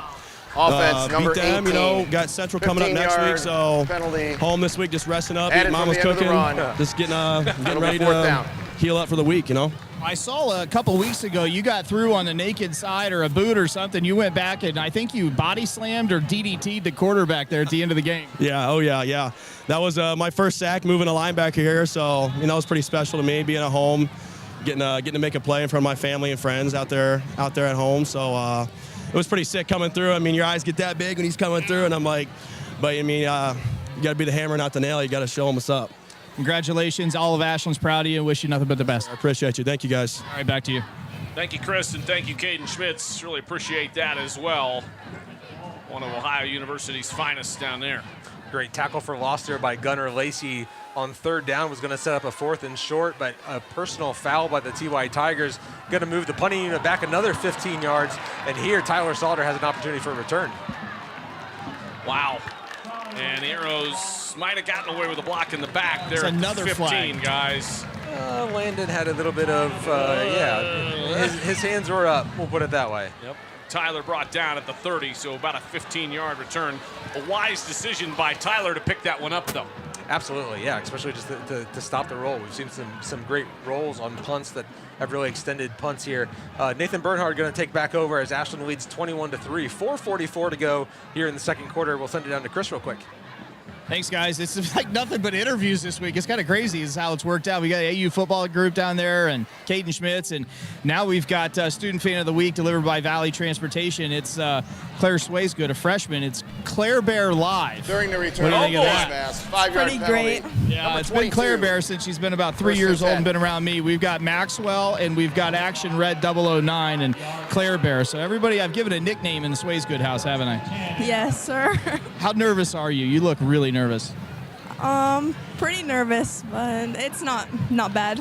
What's the student section theme tonight? Tell me about it. It's Pink Out. We're supporting breast cancer awareness. Are you making a lot of noise? So much noise. Now, how does the student section work? You can see it behind us there. It's all pink. Is it freshmen and then sophomores? How's the seating arrangement work up there? Yeah, it's normally the upperclassmen are at the bottom, and then it goes up by your class. Like the younger classes are at the top. You look like you're really freezing. What activities are you involved with here at the high school? I play tennis, and I swim, and I throw for track and field. Sounds like you're busy. 6-0 for the football team. What are you expecting here the last 4 games?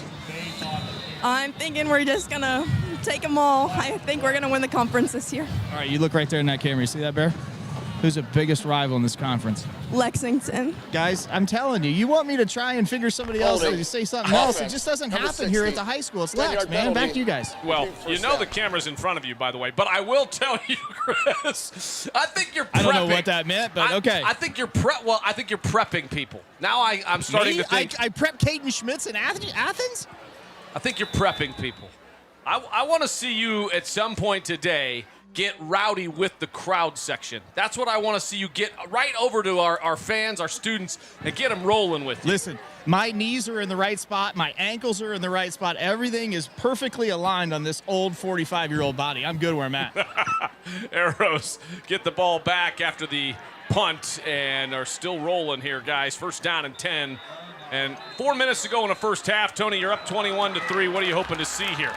Well, a penalty on first down is going to drive Ashland back 10 yards, and then a Nathan Bernhard rush. Kind of a lot of pushing and shoving, just kind of ripping at that football, and it looks like there's going to be another penalty here on the redo of first down. We'll see what the officials have. Getting a little chippy. I think the Tigers understand that there's opportunities to strip the football. So anytime someone's holding the ball loosely and they've had a provenness to fumble, at least in this game, they're going to continue continue just to kind of punch at that and rip at that. But you also have to stop when the whistle blows, and the Tigers not able to do so, not able to show enough restraint. 15-yard going to get another personal foul down. and going to march another 15 yards. BB&C car care, first down for the Ashland Arrows. 4:09 to go here as the Ashland Arrows lead 21-3. Be nice to punch in another score here. Absolutely, yeah. Stretch out that lead. Yeah, and sometimes you kind of think, with the 4-minute mark, it's like, can we run a 3-minute drill or a 4-minute drill and not leave much time on the clock? But because the Tigers' offense has been so anemic, they've got a couple of first downs here in this first half, but really it's not a matter of how quickly or slowly you score. You're just looking for big plays. And here goes Nathan Bernhard one more time. 55 yards! Touchdown, Arrows! Once again, that first wave, if you can get through that first wave of 6, Grayson Baith draws just enough attention that Nathan Bernhard gets to go to the left side of the offensive line this time, goes 55 yards for his second rushing touchdown. Once again, 2 weeks ago, 3 rushing touchdowns for Nathan. He had 3 more rushing touchdowns last week. This comfort control touchdown gives him number 2 and extends the Ashland lead 27-3 with the Carson O'Brien extra pick coming up. 3:38 to go in the first half. Arrows now starting to exert their dominance here tonight. Yeah, this thing could be like 49-6 before we're over. Arrows will kick it away after the Connery Manufacturing extra point. I see what you did there. I like the adaptation. I will say that.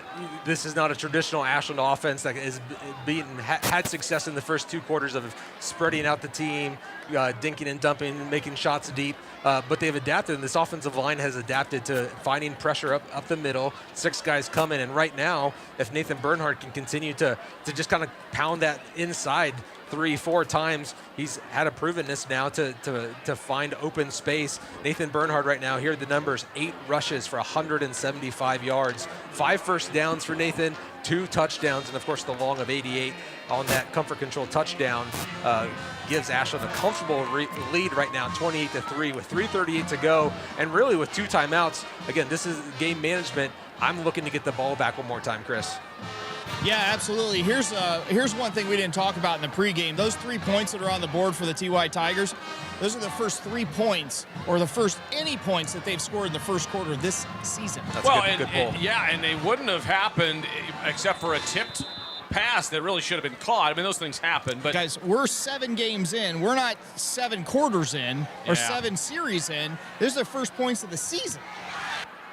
Another nice kick here by Carson O'Brien, going to go all the way to the top of the A in the end zone to bring the TY Tigers out. Don't forget, you can watch Arrows football every Friday night throughout the season and the postseason at the South Street Grill, the official Arrows watch party location. And it is a fantastic place to go down and have yourself a dinner and maybe a couple beverages of your choice, and watch the Arrows on Friday night. Next week, you don't want to make the trip down to Millersburg.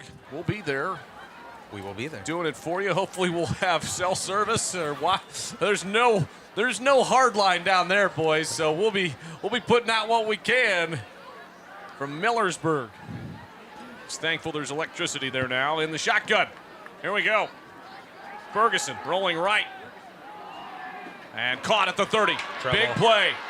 40. They got trouble. Here they come down the left side. All the way down inside the 20. A big pickup for Nye Petty from Jordan Ferguson. Nothing fancy there, just Ferguson getting it out to his playmaker and some nice blocking downfield, and Nye Petty takes this thing all the way down to the 15-yard line with 3:20. 65 yards, biggest play of the game for the Tigers. The folks at West Holmes, to be clear, treat us really well, and it is a fantastic facility. Always happy to be down there, whether it's football or basketball. They've got a guest side box press box too. They do. Yep, and Ferguson slips. Ball Fumble. might have come loose. Fumble, we got it. Oh my, the Arrows come up with a turnover right after the biggest play of the game for the Tigers.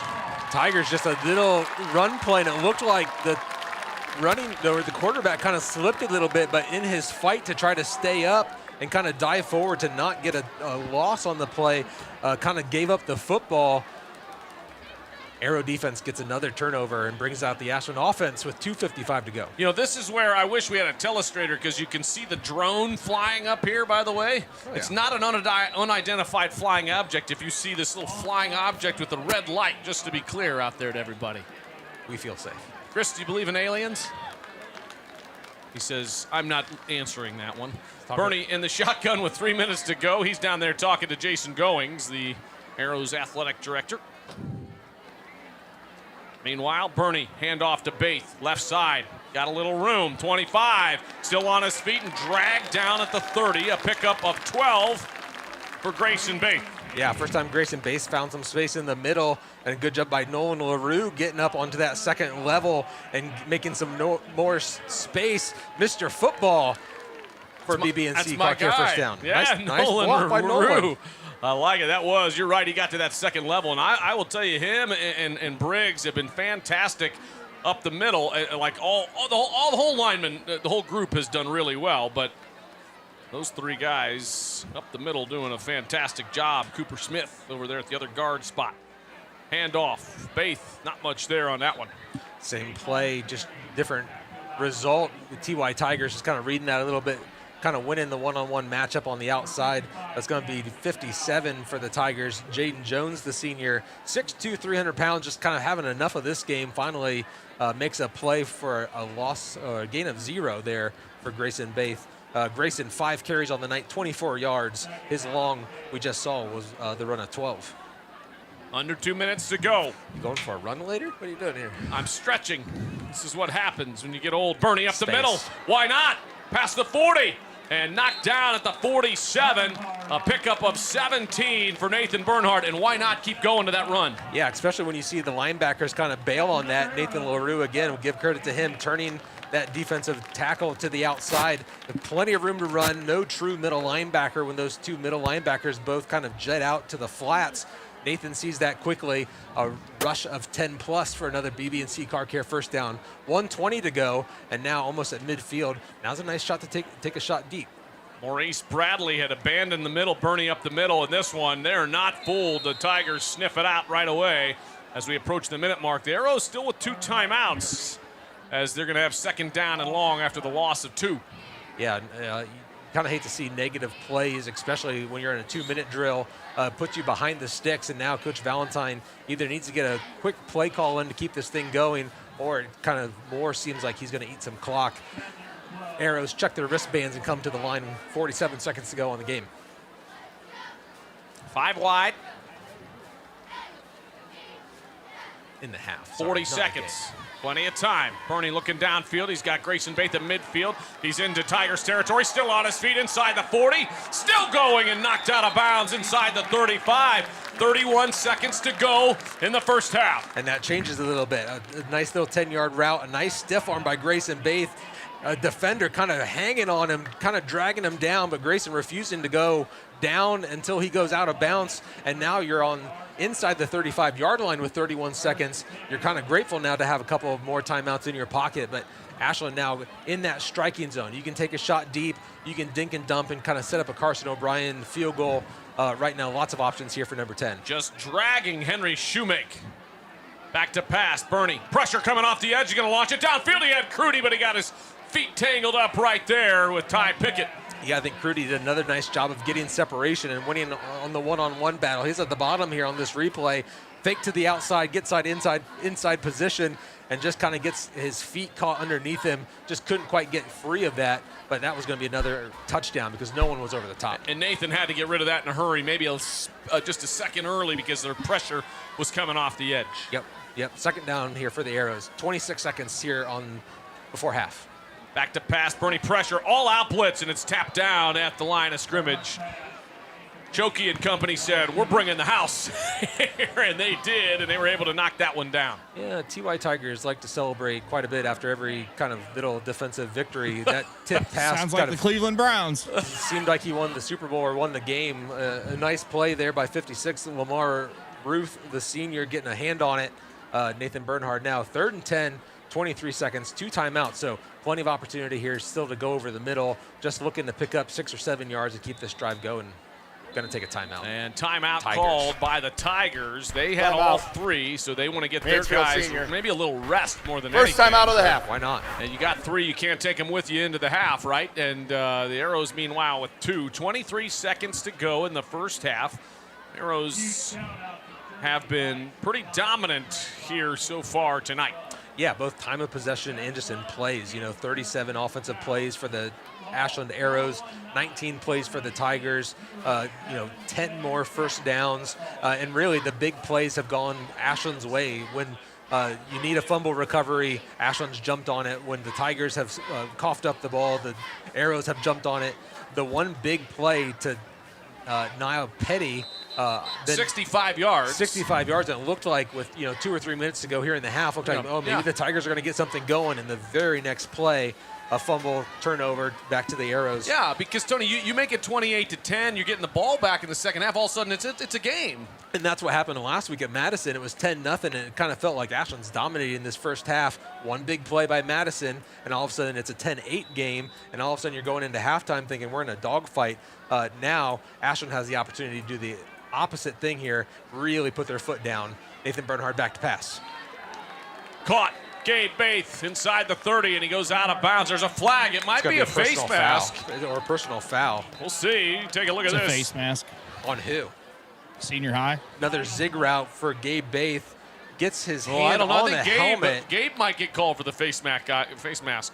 Yeah, it looked like he had a stiff arm right on the helmet, and probably pretty easy to get your fingers wrapped around that.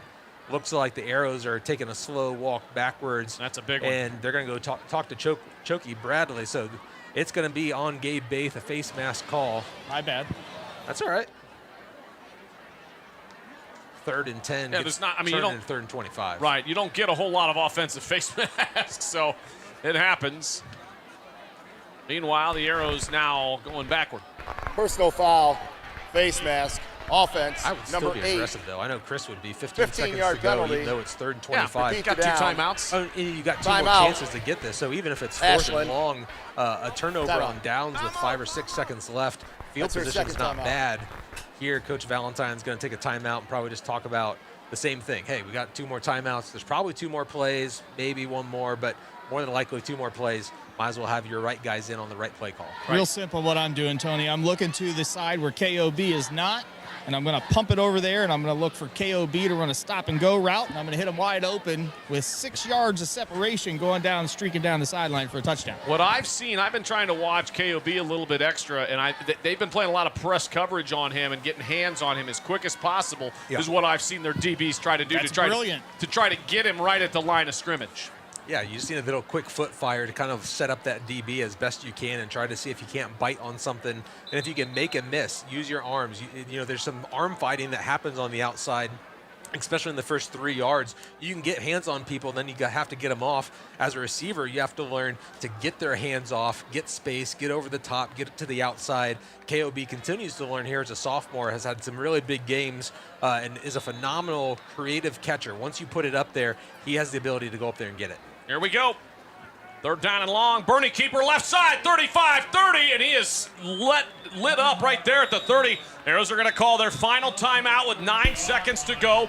It'll be 4th down. Now you've got a 48-yarder with the win. And here comes Carson O'Brien to kick about a 48-yarder with the wind. I love it. Let's give him a shot. Yeah, Carson O'Brien was an addition last year, playing soccer, but also got convinced to be the kickoff specialist and has done just a tremendous job and has actually, kept Ashland in a lot of games and has been the victor of a lot of games. You go back to the New Philadelphia game, a field goal in the first quarter was the deciding point differential. Last week, a couple of field goals, a couple of big extra points. You don't give a lot of credit to the kicker until you need to rely on the kicker. Good to see him have an opportunity here to really put his foot into one of these things and see what he can do. Ashland just needs to give him a little bit of time. Killian O'Brien will be the holder. Tony, in pregame, I was sitting down here with Coach Stackhouse on the metal bench when the microphone was going crazy. He was making 50-yarders with the wind. Well, and the wind was blowing just a minute ago before Ian Owen zoomed in on the flag, and the wind kind of died down. But here we go. We might have another timeout called. So our fantastic cameraman Ian Owens up there, and Garth second timeout of the half, directing the show here tonight, 28-3, and I like the idea because look, whether or not you make this, it's an opportunity to give the kid to simulate something that maybe you might need in a closer, tighter game down the stretch. Yeah, and you get an opportunity just to see, do you need this in a week 10? Do you need this in a week 12? You don't really know, and he's been able to hit a 40-yarder already this season. That was a beautiful kick. And when he hit that 2 weeks ago against Maple Heights, had plenty of space, plenty of room. So it's not, I think, a question of distance. It's probably just more a question of accuracy. Going to be fun here to see Carson O'Brien come out. TY Tigers going to break the huddle as well and see if he can't extend this lead as Ashland is up 28-3. Just 9 seconds to go here before halftime.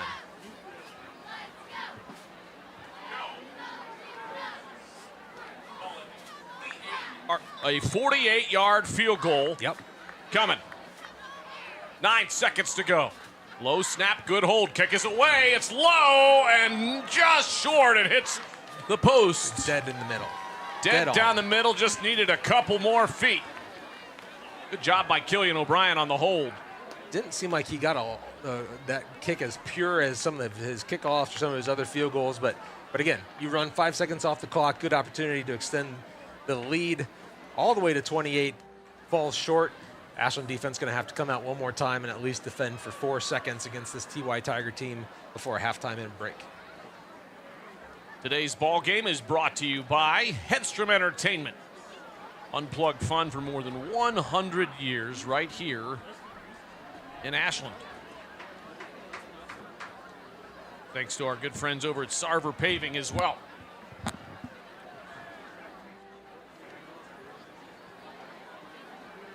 Well, the Arrows with a heck of a first half, guys. Overall, 28-3. And it looks like the Tigers are not going to be content to just take a knee with a 28-3 ball game, and they're still having trouble getting the right guys in and personnel. 15 on the play clock. Jordan Ferguson will be at quarterback. That looked like a false start. Ferguson back to pass, pressure. Throws it out right side, incomplete. And that is it for the first half. And the Arrows will have a fantastic first half, is what I would say. And I know Coach Valentine going to go over and talk with Chris Mowry here on one of our Spring Smith sideline interviews. And curious what he'll have to say here with Chris Mowry down on the field. Well, it's 28-3. Anybody in the stands or watching at home say, oh, the Arrows have this one in hand, but it didn't start out that way. What was the message to the guys to keep them just kind of fighting and saying, listen, we got to go, we got to go? Well, I mean, defensively, we knew a lot of things they were going to do, but offensively, they were giving us some different things than we saw, so we had to take our time and not get upset and make some adjustments, and that's what we did.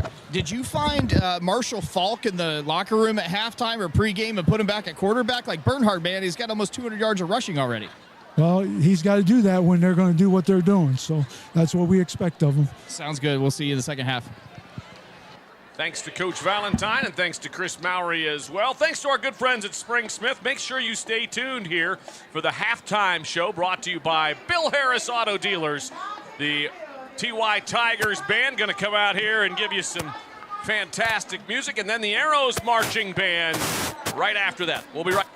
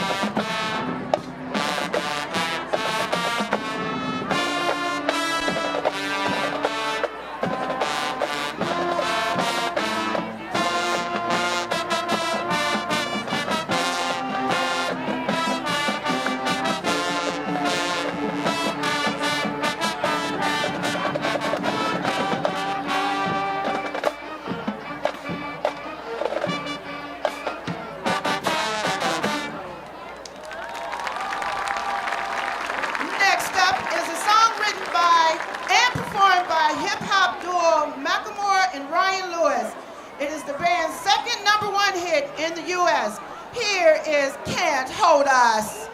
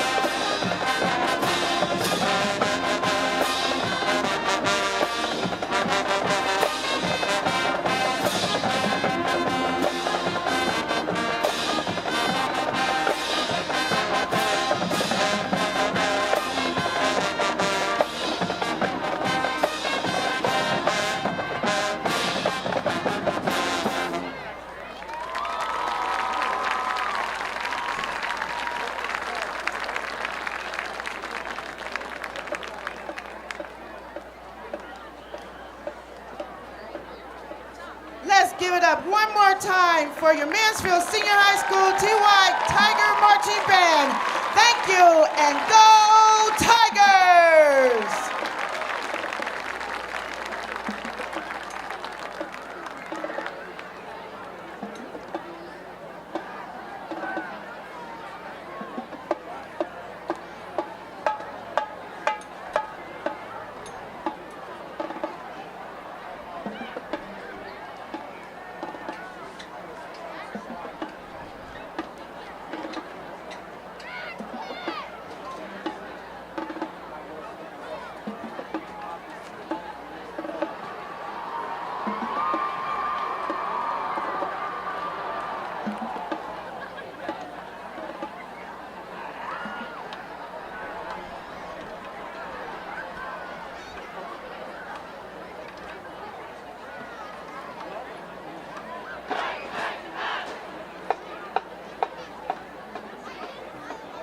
Ladies and gentlemen, please welcome to the field of Pride of the Arrows, the 2024 Ashland High School Marching Band and Sweeties Dance Team.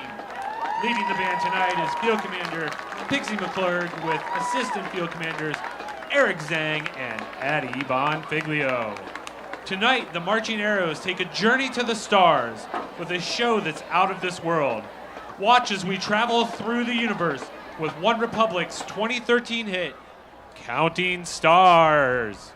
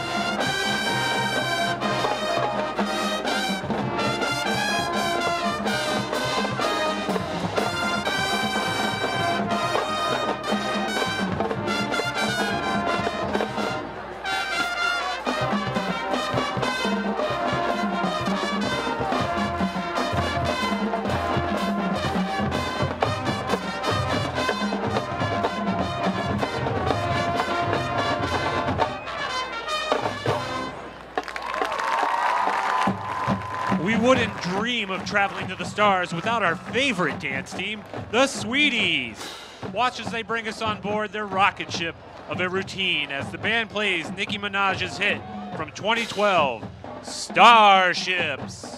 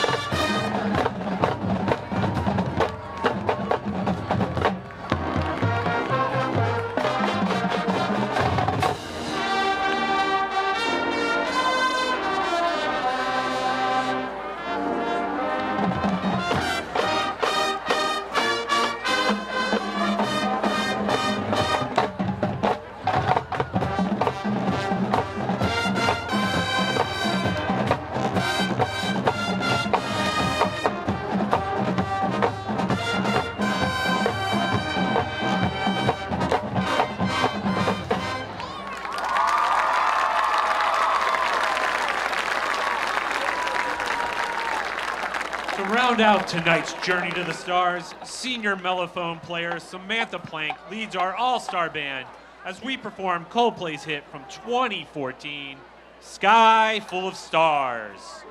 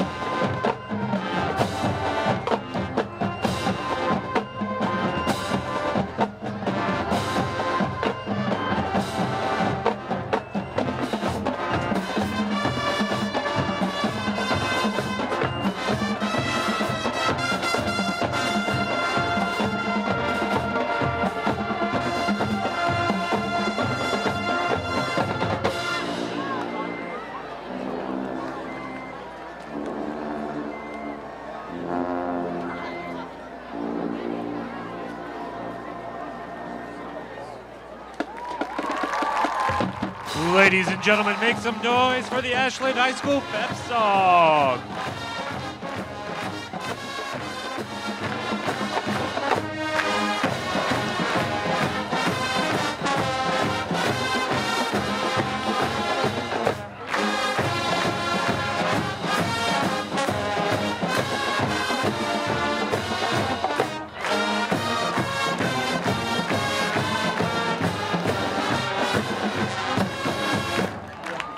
Ladies and gentlemen, the Ashland High School Marching Band and Sweeties Dance Team. The Ashland High School Marching Band is under the direction of Marty Krall. Assistant directors Cameron Diedrich and Tanya Krall. Percussion instructor is Adam Kime and maintenance supervisor is John McQuaid. Sweetie advisors are Melissa Merkel and Zoe Jenkins. This is Michael Zickafus, the voice of the Ashland Arrow Marching Band.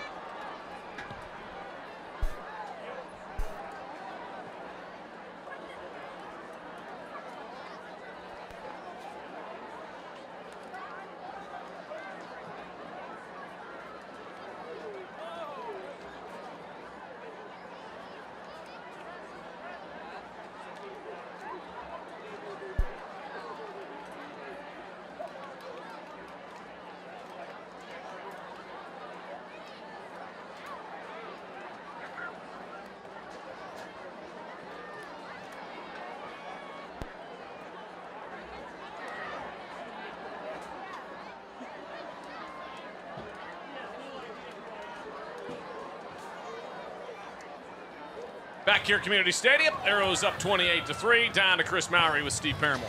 Sidelines with Steve Paramore, the superintendent at Ashland City Schools, joins us here at halftime, and that's welcome and thank you to the Sturry family and Janie in Mansfield. Check out Rich Sturry, the old golfer, Rich Sturry, driver and a wedge at 15. Not burn out on 15 at the club, but he got there at home in 2 with a pitching wedge. You ever done that? No. Rich is there's a lot of lore and legendary drives from Rich Sturry. So he had to wait for the green to clear on 1 before he could play. So there's a lot of legendary stories I've heard out of Coach Priest, but the old golf pro Dan Priest about some of the, let's just say some of the equipment with Sturry and a couple of his buddies. Yeah, if we had more time next weekend at the Ashland County Sports Hall of Fame banquet, I think we could bring out a lot of pro shop stories for Dan Priest, who's getting inducted into the Hall of Fame. So I think Rich would probably be in a lot of those stories. Yeah, he would. Sturry one time called Priest. I know this kind of went down the rabbit hole, but it's really good. I'll leave you with this one. And he called Dr. Sturry, and he said, look, I got to fire Rich. And Doc Sturry's like, no, you don't. He said, yeah. He said, I won't under any circumstances allow you to fire my kid because I don't want him here at the house in the summer. So that's a Dan Priest story. He was a hard worker. Yeah, right. He was a lot of things. Tell me about the teachers. Everybody's working hard, kind of getting back in the flow of things, 6 weeks into school or so. Yeah, we're in the groove.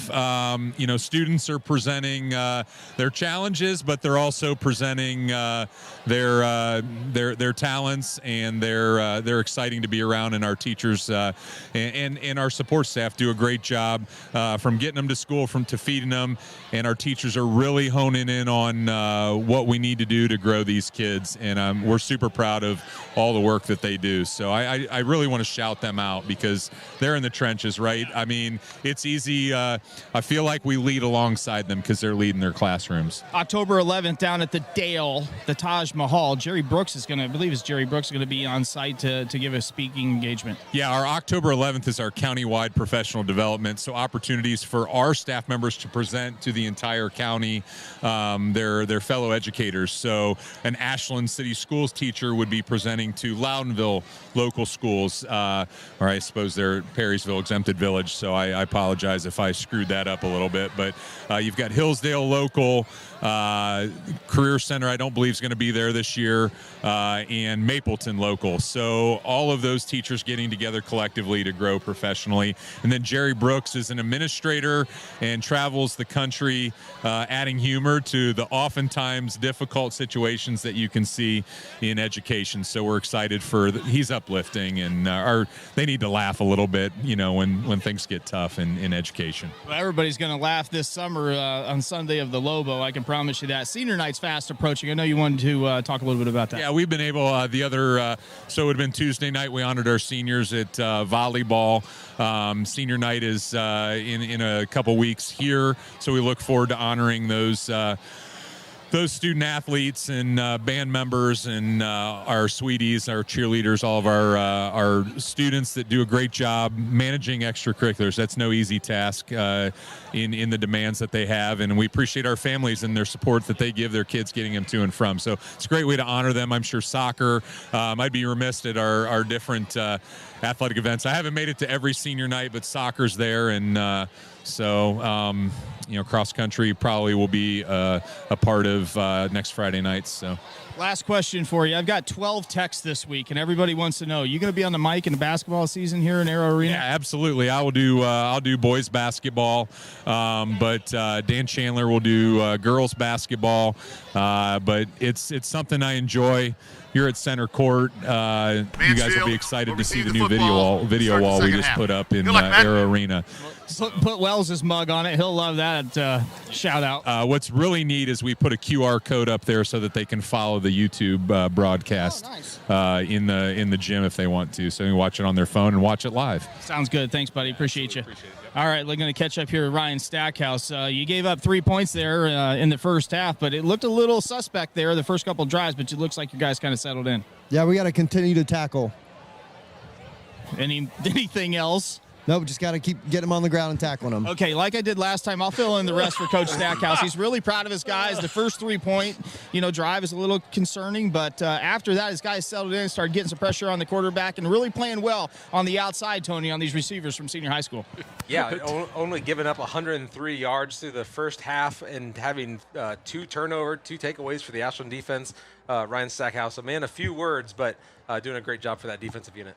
Well, Tony, my questions are: if you're the Arrows, you're up 28-3. Is it a kind of a trap second half? What's the message if you're Coach Valentine at halftime against the Tigers, who are getting the ball to start? Yeah, I don't think there's any real changes. Coach Valentine talked about going into halftime that they were doing some different things offensively. So, Ryan Stackhouse and his unit had an opportunity to make some changes, but really the Arrows have had success running the football again. Nathan Bernhardt over 200 yards in the first half on the ground, really just dominating offensively. 339 team yards right now in the first half, so I would not change anything. You are the aggressor, you're the dominator, you're the one that put up 28 points offensively, so it's on Chokey Bradley and company to try to find something on the defensive side for the Tigers to try to slow down this attack. Second half about to get underway here. The Connery Manufacturing kickoff coming from Carson O'Brien, who has just been a weapon both on kickoffs, on field goals, extra points, and he has just been fantastic. And the kick is away, and they're going to let it bounce, and it does take, thankfully for the Tigers, bounces into the Arrows end zone for a touchback. 28-3, and we talked about the Arrows and the Tigers kind of going different paths this year. It's the Ward Realty second half. Thanks to our friends at Ward Realty. If you're looking for a house out there in Ashland County and around the region, check out our good friend Rob Ward and Company. Fantastic community sponsor for a lot of events, and glad they're on board as an advertiser here with Arrows football. Some of the air and life kind of feels like it's been taken out of this ball game with a 28-3 halftime score. Jordan Ferguson will start off again, 4 of 10 in the first half, 80 yards. He comes back as QB1. And he is ripped down. Ball's loose. Sauter's got it. And there it is. And actually, Tony, it was Sean Tanner in there. The left-hander who stepped up and got hit right here. Oh, brought down and bringing the heat.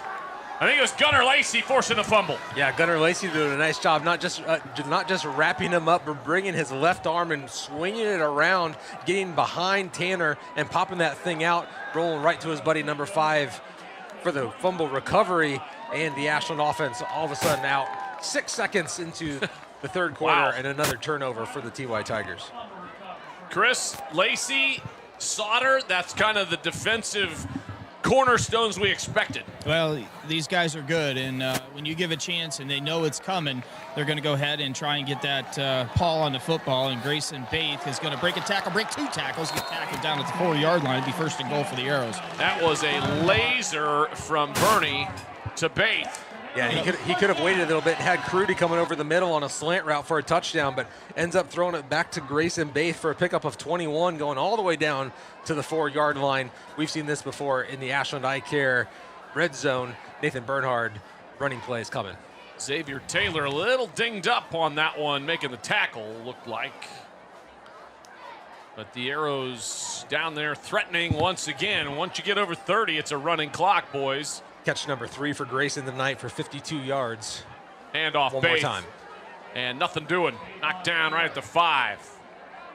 Job by that Tigers defense. Still fighting out there. And good tackle made up front. You know, we've talked at length in a couple years about Tyler Sauter, what he means offensively, defense. He's the heart and soul of this football team. I don't think anybody would argue with that. And I've often wondered, what are we going to do when Tyler Sauter graduates? I think the candidate for replacement's number 33, Grayson Baith. The way he plays, the heart he has, the aggressiveness, etc. Bernie ripped down on the draw. 3rd down and goal coming up. Tackles there by Maurice Bradley and Xavier Taylor. A little bit of change for the Tigers, kind of understanding how Ashland was finding some success. A little adaptation for Chokey Bradley, going to bring up a 3rd down and goal here in the 3rd quarter. Not a surprise, you're right, Tony, that they're going to bring some more pressure up the middle and have those guys stay home. Or at least threaten Nathan Bernhard to say, we're not going to bail out. I'm going to make you throw that slant route, the play that got them into this Ashland Eye Care red zone. Again, could have hit Crudy for his 3rd touchdown, but linebackers definitely staying at home and now blitzing. Bernie over the middle, touchdown! Sauter! Almost as if I saw it ahead of time, but this time bringing 2 middle linebackers and the slant route. Tyler Sauter, the guy who had the fumble recovery, nice double move, showing slant, showing a quick corner route, got the outside linebacker to bite, and then number 5 just slides into the middle where the middle linebackers had vacated. A nice easy throw and catch. Nice job, Nathan Bernhard. Nice job, Tyler Sauter. We now have a 34-3 game with the Carson O'Brien extra point coming, and the clock will continue to run as we are now over a 30-point lead in the second half. 34, make it 35-3 on the Connery Manufacturing extra point. Take a break and be back. Players Dealerships, where great prices meet an even better selection. We're driving home the best experience you've ever had. With Chevrolet, Ford, Chrysler, Dodge, Jeep, and Ram, find the ride that defines you. And our huge selection of high-quality used cars and trucks is why you should check Bill Harris first. 3 brands, 3 convenient locations, 1 unforgettable Bill Harris experience. Dive into great prices, explore a better selection, and enjoy the best buying experience with us today. Bill Harris Dealerships, the name you know and trust. BillHarrisDealerships.com. Bo Lacey Construction is proud to sponsor Arrows Athletics. Experience you can trust done right on time. From siding to windows, decks, and bathrooms, Bo Lacey also is your go-to company for all your roofing needs. Whether it's your house or your business, we've got you covered. And don't forget to check out the new Hover 3D app so you can see what every exterior home project will look like when it's finished. Scan the QR code. 9:50 to go and counting. Clock now running. Arrows in complete control, dare I say. Here from the Pre-Stental broadcast booth, Brandon Wells, Tony Van Dyne, and Chris Mowry as Carson O'Brien boots that one deep into the end zone. And I tell you what, the extra point, guys, would have been like the field goal that we tried from 48. Yeah. I think might have been good if he had gotten that leverage on that kick. Yeah, good chance of it.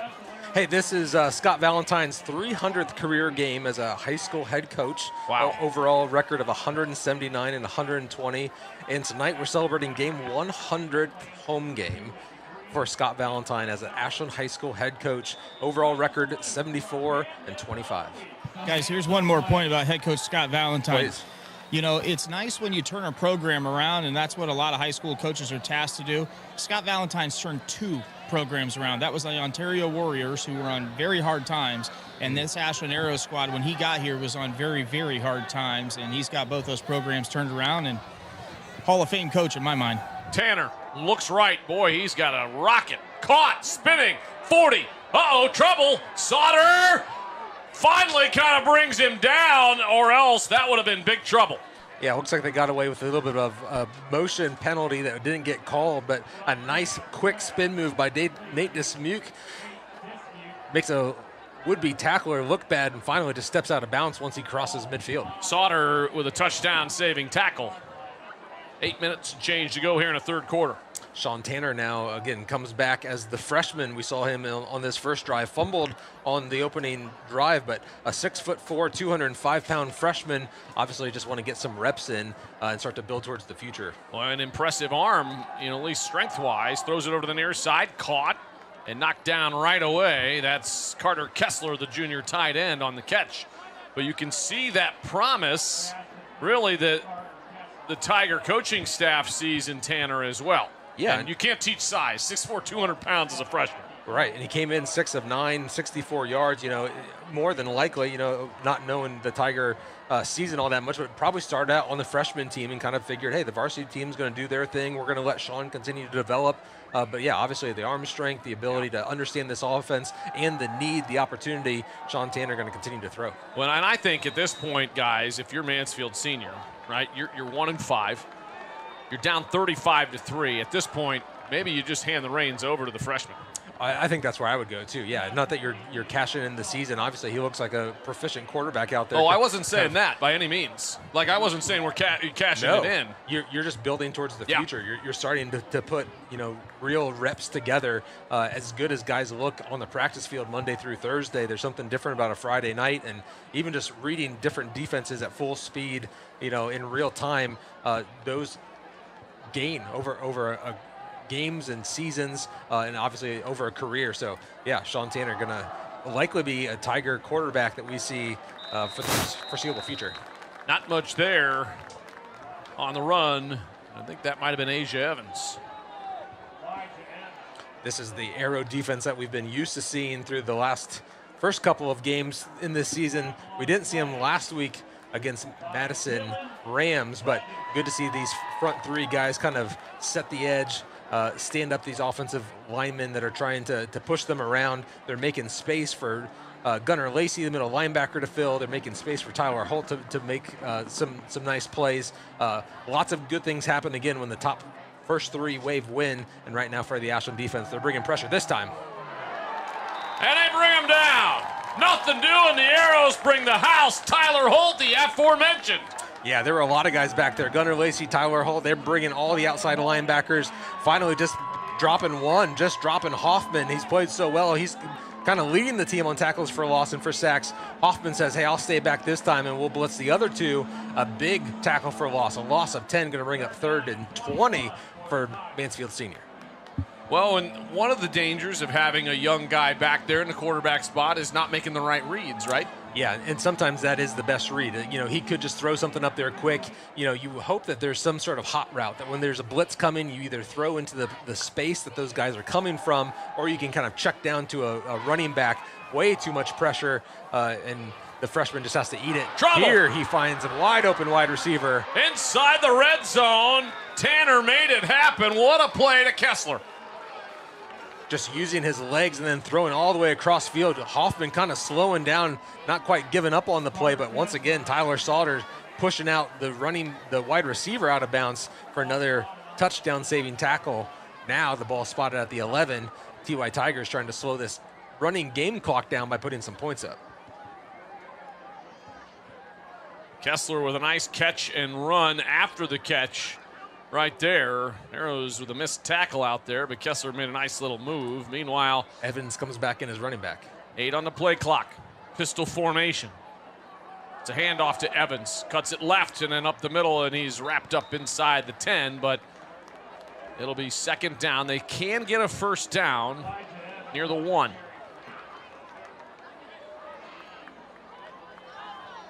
Vudges checks out. Looks like he might be hobbling a little. Cooper Smith coming out as well.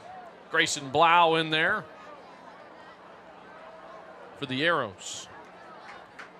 Under 4 minutes to go here at Community Stadium. Arrows trying to move to 7-0 as they think about traveling down to Amish country next week. Tanner, play action. He is ripped up and brought down. Gavin Hoffman. Gavin Hoffman finally getting in on the action. He had to drop back last time on the coverage for Ryan Stackhouse. This time he gets the go route, gets all the way back, finally makes contact with the freshman Sean Tanner, 7 yards behind the line of scrimmage for another tackle for a loss and a sack for number 22, Gavin Hoffman. 3rd down and 15. Tanner and company looking over to the sideline. 12 on the play clock. They're going to have to hurry. Senior. Some confusion. Yeah, all of the senior guys throwing their hands up saying, what is going on? 2 on the play clock. They're not getting this one off, boys, and they're going to call a timeout. And down 35-3. That's frustrating for sure. Senior. Yeah, but you can't afford to take another 5-yard penalty. 3rd and 15 already, and you have to get all the way down to the 1 to get a first down, or 16 yards to get the touchdown. So a good timeout there for Chokey Bradley. We'll go down to Chris with our band member of the week. Yeah, Carson Rep. Joined by Carson Rep, a freshman. That's pretty cool, right? It's got to be neat being a freshman and out here marching on Friday nights, right? Yeah, I love it a lot. It's amazing. It's such a good experience. You're such a nice kid. Let's pull you over here a little bit, right in front of that camera. There you go. How long you been playing the trumpet? I have been playing for 3 years. I started in 6th grade, but didn't join band until 7th grade. All right, now here's a really important question. Can you play taps? No, I cannot, but that is a goal that I would like to achieve. That's very awesome. I hear that's like the hardest thing to do for a trumpet player. Is that right? I have no idea. I've never tried, but nice. I mean, all the trumpet players, almost all of them can play it, so you'll get there. Maybe it is. Look, Carson, here's the deal. I just made that up. I don't know if it's true or not, but it sounded really good. What's your favorite thing about Friday Night Football? My favorite thing about Friday Night Football is being under the lights, the experience, being a part of the team. We have great friendships out here, and it's like we're all one big family. What was the theme tonight for the performance? Tonight's theme was Star Show with our songs Counting Stars, Starships, and Sky Full of Stars. This was one of my favorite shows, but I think my favorite show will be Senior Show. The Senior Show? So that's coming up here in against Lexington, right? Yes. Yeah, week 10. We didn't really like those guys. Have you ever marched the wrong way? I know you're a freshman, but you're 7 games in. You marched the wrong way yet? No, I have not, but I do that a lot during practice. All right, hey, that practice, that's why we do it, right? Just like Ted Lasso, that's what he says. You know, it's practice, practice, practice. What else? What other activities are you involved in here at AHS? Right now, it is just marching band, but during the springtime, I will join track and field as a thrower. So very nice, like the shot put kind of thing, or discus? Shot put and discus. All right, you look right there in that camera, and you let everybody know in the OCC who's the biggest rival here in the OCC for Ashland. Lexington. Jeez, guys, undefeated. Back to you. Tanner, well done. Yes, sir. Tanner on 4th down, can't complete the pass, and the Tigers will turn it over on downs. Tyler Holt had a big play there. Yeah, we saw good pressure on these 3rd down and 4th down plays by Gavin Hoffman, 22, getting in the backfield, and the freshman just makes a nice play on 3rd down to get all the way down to the 5-yard line before Tyler Holt brought him down for the touchdown-saving tackle. And then on 4th down, once again, just too much pressure by Gavin Hoffman getting in the freshman's face. An incomplete pass brings out Nathan Bernhard in the Ashland offense one more time with 1:08 to go here in the 3rd quarter. Clock continues to run even during out-of-bounds plays and change of possession because there's a 30-point differential that will continue until TY Tigers close that gap. Bernie on the keeper, cuts it back to the middle, and not much there. Still on his feet and still trying to grind his way forward out to the 9. He'll pick up 2 yards. Kind of a lumbering play there for a gain of 2 or 3. just not much space. The TY Tigers have made the adaptation to kind of leave those middle linebackers there to take away Nathan Bernhard's running game. So what's the adjustment, the counter adjustment then? You go back to the passing game. You go back to the slant routes. You go back to all those places that would be open if those linebackers were dropping. Really one-on-one on the outside, these receivers have gotten open. They found space here. It looks like they have a little bit more of a bunch set, but there's space in the middle of the field, but Coach Valentine can just continue to run the ball with a big lead. Baith gets the edge and cuts it back inside to the 15, and it's 35-3. Band's going to start their jump around. This is one of my favorite things to see right here is this Arrows marching band, and you see it every home game, this band going crazy, and I just love to see our group down there, guys. We're not going to break. We're staying here. 35-3, and the Arrows marching band is undefeated. Yeah, we got Chris working the camera from the view of the tuba player. Yeah, thanks. I know. I'm trying. That's about all I got. I love it. I'm telling you. There it is. You need to take that thing off the tripod and just start walking around and stick in people's faces because, the band's pumped that thing's up. worth a lot of money, Tony. I'm going to leave where it's at. Don't do it. Garth will have a stroke if you pull that thing out and start walking with it. Don't do it, my friend. Oh, the marching band having a day. And it's 8th grade night here for the marching band. Arrows in control 35-3 as we head to the fourth quarter. Game brought to you by Headstrom Entertainment. Unplugged fun for more than 100 years. Just such a huge shout out to all of our advertisers this season. Glad to be bringing you Arrow football every Friday night, home and road. Well, the reception's been great too in the community. So many people have been tuning in and watching, not just on a Friday night, but they're watching on Saturdays. They're watching throughout the week. These football players get to go back and watch it. It's going coast to coast. Not to over exaggerate it, but there are people in Michigan tuning in, giving us messages. People from California saying, "Hey, thanks so much to the school district and to Brandon, to you, and to Chris for all the effort, and to Brandon Gunder for all the behind-the-scenes work." And it's just fun. It's fun to be able to provide this gift to the community. Yeah, I mean, is it Brian Hansen out in California? Yep. And Aunt Katie, as always, tuning in. I don't think we're going to win the longest distance of a watched broadcast. No. Steve Handelsman, I think, has that one, right? I can confirm that's on a train, a high-speed train in Guangzhou, China, tuning in to watch BWI and the Arrows. Can you spell Guangzhou? Guangzhou. Well done, sir. Check it. Handoff, Donatini to the outside, and he's dragged down at the 24, picks up 3 yards. First carry for Braden Donatini tonight. Yeah, looks like we got some new receivers checking in as well. Mason Keener checking in the wide receiver spot. Looks like Gabe Bates still out there. Killian O'Brien and Grayson Bates still in as receiver. Killian O'Brien, just 1 catch tonight, but the tape's out on him, right? So everybody knows this is a dangerous target. Yeah, once you watched the Marion Harding game and saw that, not only can he play defense and be a threat to intercept balls and run it back, but he can also go pretty aggressively to the end zone. 3 receiving touchdowns against Marion Harding kind of put everyone on alert for number 2. Handoff, Grayson cuts it back inside, still on his feet out to the 30, close to the first down marker. And a nice carry out there of about 7. Grayson Bates with that guardian cap, just pounding his way forward. Good blocking on the outside is the key to it. Older brother Gabe Bates doing some blocking out there. Nice block by Mason Keener on the outside, kind of sealing that edge, leaving some space for Grayson to get to the outside. Picks up 6 or 7, going to make this 3rd and 1. Grayson broke 57's helmet. Literally. That's a hit. That's something. Now, you don't see that every day. Jaden Jones, this 300-pound lineman, his helmet cracked. I love it. Nathan Bernhard as a passer, 13 of 23 for the evening, 159 yards passing, 3 touchdown strikes and the 1 interception in the first quarter. And we have a timeout by Coach Valentine. Timeout on the field. Here's Arrows up big. We'll be back. First timeout of the half. Construction is proud to sponsor Arrows Athletics, the most trusted and efficient construction company in the region, with a long history of doing things the right way from concept to completion. Simonson Construction solves all your construction needs for commercial and public projects. A truly local company providing award-winning comprehensive design-build services since 1974. For more information, scan the QR code or go to simonsonconstruction.com. Come visit the South Street Grill in downtown Ashland, the official watch location every Friday night during the Arrows football season. You can catch all the action in the bar area on the big screens. Elevated casual dining in downtown Ashland, steaks, seafood, hand-patted burgers, vegetarian options, salads, and a huge kids menu. Something for everyone in a completely renovated, historic building. South Street Grill, your home for Arrows football.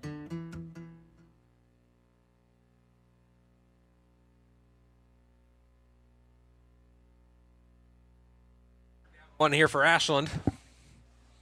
Bernie on a keeper. And he's got the first down and then some. Still on his feet out to the 40. And blow the whistle. There it is. And a little extracurricular, as you see down there. Ian Owens doing a fantastic job. And the Arrows pick up the BB&C Car Care first down with 8:50 to go here in the fourth quarter. A couple of scores across the OCC. Worcester and Dover all tied up at 28 in the third quarter. And Dover, the Crimson Tornadoes. Also in the OCC, watching West Holmes and Lexington all knotted up at 13 as they're in the third quarter. Yeah, I'm not sure that I would be rooting for Lexington in that game because you don't want to play West Holmes coming off a loss. So I think you probably want West Holmes to win that one. Is that a fair statement? Yeah, I think that's fair. Grayson Baith powers his way forward out past the 45 to the 47. 6-yard pickup for Grayson. 10th carry for Grayson Baith this evening, 47 rushing yards, only to be eclipsed by quarterback Nathan Bernhard, who's already put up 214 rushing yards. Career high. Career high, has to be. Oh, look, I don't have the stat book in front of me, but I'm going to tell you. There you go. Look at the crowd right now. They're on crowd right now. They're on right now, Christopher. They got stuff they're throwing in there. I'm not sure. I've been talking to Steve Paramore, Superintendent Paramore, about getting myself one of them T-shirt rocket launcher things. Listen, that's something maybe we need to invest in. Facts. I like this plan for next year, Chris. They're really expensive, though, by the way. How expensive? 9 hundos. Okay, well, if somebody wants to sponsor the t-shirt launch, gun, we'll have it next week. We'll have the t-shirt. Yeah, we'll put their name on it. We'll put the arrows on it. If you're interested, contact Kay Mowry, Chris Mowry, my man. Yeah, why not, right? All right, Chris. Let's ask the superintendent real quick. I'm going to put him, Johnny, on the spot. Oh, yeah, make sure he knows he's live. If we figure out a way to get a T-shirt rocket launcher thing that I can have access to at home games, can we do that? Yeah, I think so, until you guys hurt somebody. I'm not hurting anybody. I'm just going to fire it right up there. JW will take care of it. Yeah, absolutely. I'm sure you could find a sponsorship. I know if Dave Worster and Scott Green are listening at home, I'm sure that could be the Sarver Paving T-shirt launcher. T-shirt cannon. That's a good idea. More I like never thought of that. It sounds more like the That's fin. really good. I'm a marketing major. Yes, you are. That was really good, guys. I hadn't considered that. I thought he was an ed major. Maybe Finn, Feather, and Fur would be interested in a rocket launching T-shirt. You know, I mean, who knows? Uh-oh. Stand by. Breaking news. Stand by. Here we go. Sid Suds is in partially, if anybody else wants to join us for the rocket launcher T-shirt thing. All right. We'll keep efforting. I think it's a T-shirt cannon. I think Yeah, language is important. cannon, right? It's not rocket a rocket launcher. launcher. A little less violent. Grayson Baith up the middle one more time, and after the play, another penalty flag comes out. Game's getting just a little chippy as the Tigers find themselves down by 32. Let's take a look at the regional rankings, guys. The Arrows obviously entering tonight in the 3-hole and 4-hole, right up near the top, here in Division II, Region 7. Briggs lost this week already. They played last night. Northland won down there in the 13-hole. But right now, Ashland, if it started today, we'd be playing Licking Heights, but a long way to go. Yeah, and if you just take a quick glance at it, there's only 2 teams that are undefeated right now in our division and in our region. That's ourselves, the Ashland Arrows, and Walnut. So there's no reason why those 2 should really be sliding. Taze Valley and Big Walnut maybe just a little bit higher in the ranking because they've played some teams that have also got some more wins. Big Walnut, always a kind of a powerhouse. In Taze Valley, we've seen, was that 3 years ago, 4 years ago, 2020, we went down to Taze Valley. So a team that we're at least familiar with. Top 4 teams will host at least one home game. Obviously, top 8 get the home game, and top 4 have the opportunity to host 2 if you win that Week 11 battle. Donatini! Just out of bounds inside the 15, inside the Ashland Eye Care red zone. Nice run there by Braden Donatini and a better hold. Nice job by KOB just kicking out the outside guy. And then it's off to the races, showing a little bit of speed, Braden Donatini. That rush goes for 26 and inside the Ashland Eye Care red zone. For all your eye care needs, go see Dr. Denbo. Oh, yeah, my man over there at Ashland Eye Care. We could probably launch T-shirts that say Ashland Eye Care on them, too, couldn't we? Well, we could just about launch one from here to Ashland Eye Care if it was a powerful enough T-shirt cannon. Okay, we're getting somewhere, guys. 35-3, 5 minutes to go. Handoff to Puccio. Up the middle. Good to see the senior. Gain of 2. I was excited to see Hayden get the football. Good to see him get a carry. Gain of 2. What a jerk. 4:55 to go on the game clock. Ashland in control, 35-3. Ball currently sitting on the 11-yard line, looking to add to this lead. Looks like we got Brandon Donatini still out there. Looks like a Gabe Baith coming in on a bunch set with Hayden DiPuccio. Bernie still in there, 4.5 minutes to go. Running as much play clock as possible. Handoff to Puccio. Stutter step and not much there. Brought down. The Tigers have solidified the interior defense. Yeah, and that running play just kind of hit a little slow. Hayden not able to kind of get up to his acceleration, top end speed before he is brought down. 22, Xavier Taylor, the sophomore, 6'5", 235. Xavier Taylor, big middle linebacker. Again, just getting a valuable learning and playing experience here in this Week 7 competition. Again, season not going as the TY Tigers would like, but you can still learn a lot. And we're going to have another.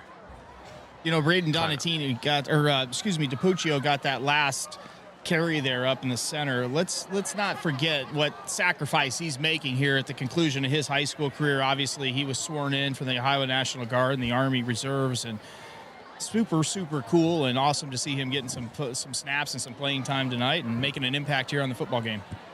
Nate DeSmuke being asked to step off for at least one play, so Coach Choky Bradley going to have to sub him out and bring in Nazir Jones, the senior, for at least one play. Nathan Bernhard, 3rd and 9. 3:20 to go in the ball game. I don't think we're going to triple overtime this week, boys. I did tell Tony, though, when we got down to triple overtime, he was talking about triple overtime pay. I said, you're going to need hazard pay if the Arrows punch this one in here in 3 OTs. I can only imagine. All right, Nathan Bernhardt, handoff. Donatini around the end, and he's inside the 10, down to the 9, maybe the 8. We'll see if Coach decides to tack on a field goal or go for it here inside the 10. I would think, understanding Coach Valentine's mentality, it's going to continue just to be kind of rushing plays up the middle. He's not necessarily looking to put more points on the board.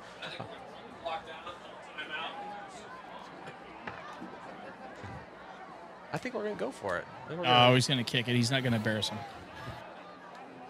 There we go. Trips bunch right. Trips bunch left almost. Twins bunch left. That'd be too many men on the line there. Here we go. DiPuccio in motion. It's a little pitch. Trying to get outside. Nothing there, and he's lit up. There's a flag. A couple of them. It's going to be a hold. Poor Hayden DiPuccio had no chance on that one.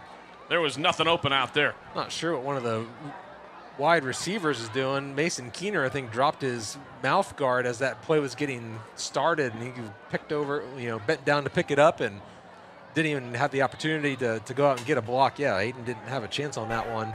Holding. Ashland offense is number going to head to the 53. sideline, which Penalty is indicates that declined. penalty was likely going to be First on the and 10. offense, and bring out the defensive unit one more time. A changed defensive unit. We got some new numbers here in just a moment to talk about. Jeff Hickey going to be in there at safety. You're covering my name.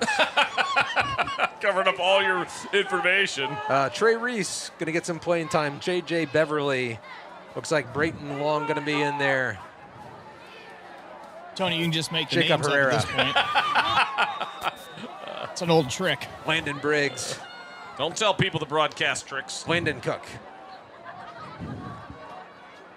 John Cocktoaston in there. That's what you want to say. 1 minute to go. Arrows have this one in hand. And a resounding win for the Arrows, Tony. Tanner, left side, throws it away. We've talked about it off the air a little bit, Tony, about needing kind of a, not needing, but wanting a kind of signature or a big win to sort of prove a point after last week. Yeah, it feels good, especially for the kids to have a resounding win. A game that's not in question. A game that you kind of, from the very start, took control of. You dominated throughout the whole thing. Mansfield Tigers going to finish with 7 first downs on this game on 32 plays, multiple turnovers. The defense has to feel good. You're going to give up 182 yards defensively and put up 433 yards on the offensive side, and that's with a turnover. The 3 points just coming in the first quarter from a good field goal or good field position on the interception and the return. And once again, Nathan Bernhard just taking care of business when he needs to, stepping up, making big plays. It goes over 200 yards of rushing. Grayson Bates is going to add 50, and just a slew of receivers getting catches. Gabe Bates with 5, Dakota Crudy gets 3, Grayson Bates gets 3, Killian O'Brien will finish with 1, and Tyler Salter with 1. Just a nice game. You feel good. You're ready for West Holmes. And now at 7-0, you really get the opportunity to start talking about an OCC championship. The Arrows have been fantastic tonight, really from after the first drive and the interception, which was not Nathan Bernhardt's fault, a tipped-up pass, and I will say he did a fantastic job of just tracking it down and keeping it from being a return for a touchdown. But the Arrows, other than that, Tony, darn close to perfect tonight. Yeah, not a whole lot of bad to talk about. Not many plays that went for a loss. I think that one bad snap, the Briggs to Bernhard miscommunication that went over Nathan's head, but he did a great job of covering it up and didn't result in any points for the Tigers. So, yeah, a good win. We'll grab Coach Valentine here in just a moment.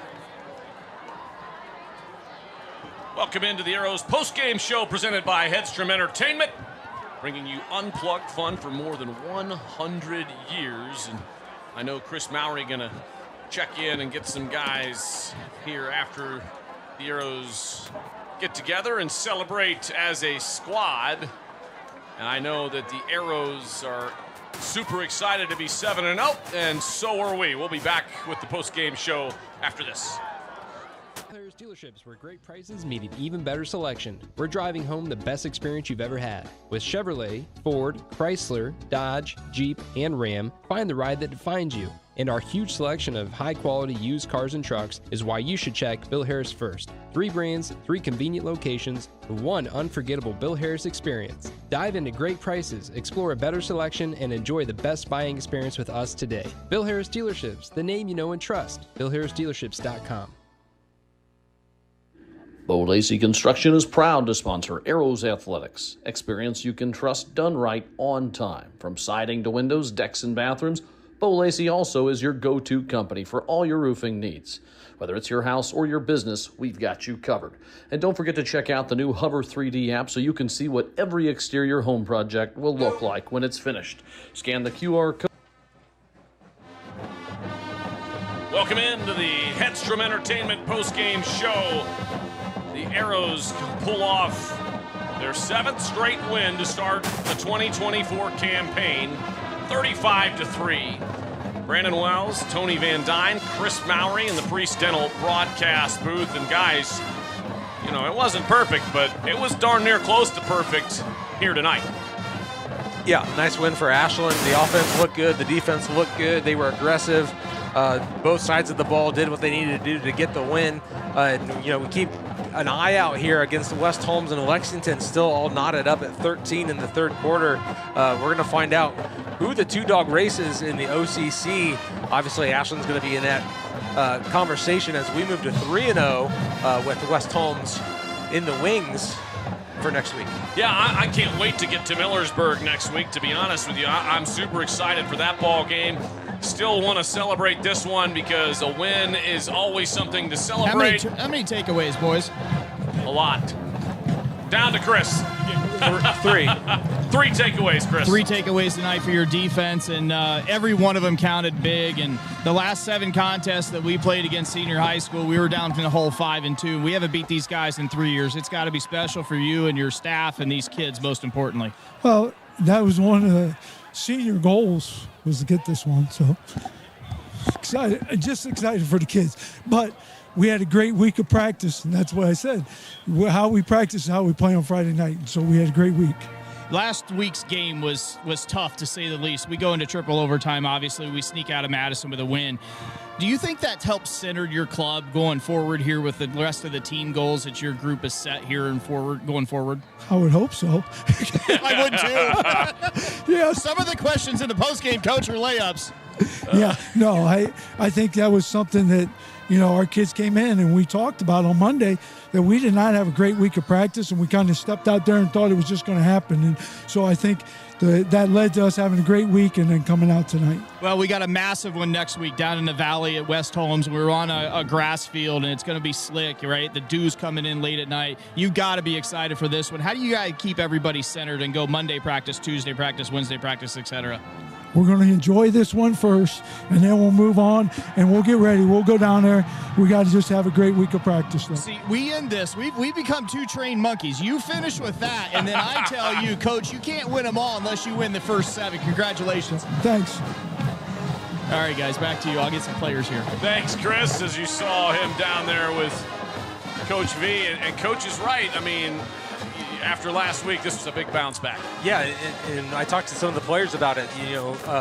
There's something about losing a game or almost losing a game that can refocus you. And I think even the coaching staff might have to take a little bit of a gut check to say, maybe we didn't ride the kids hard enough against that Madison week. Obviously, the kids admitted, hey, we kind of took Madison lightly. And this was an opportunity to say, hey, Saturday is a refocus time. You've got Monday through Thursday to practice, to put in a game plan. They were able to do that. They were able to come in with energy and intensity and hopefully set the new standard. Now you don't have to get yelled at on Saturday. You don't have to come in for a film session and get chewed out. But that same energy is like, hey, the thing that we did last week is the thing that prepared us for the win. You start to do that on weeks 8, 9, 10, and now you have a recipe for how to do that on weeks 11 and 12 and 13, and then special things happen. Save some syllables up there, Tony. Save some syllables.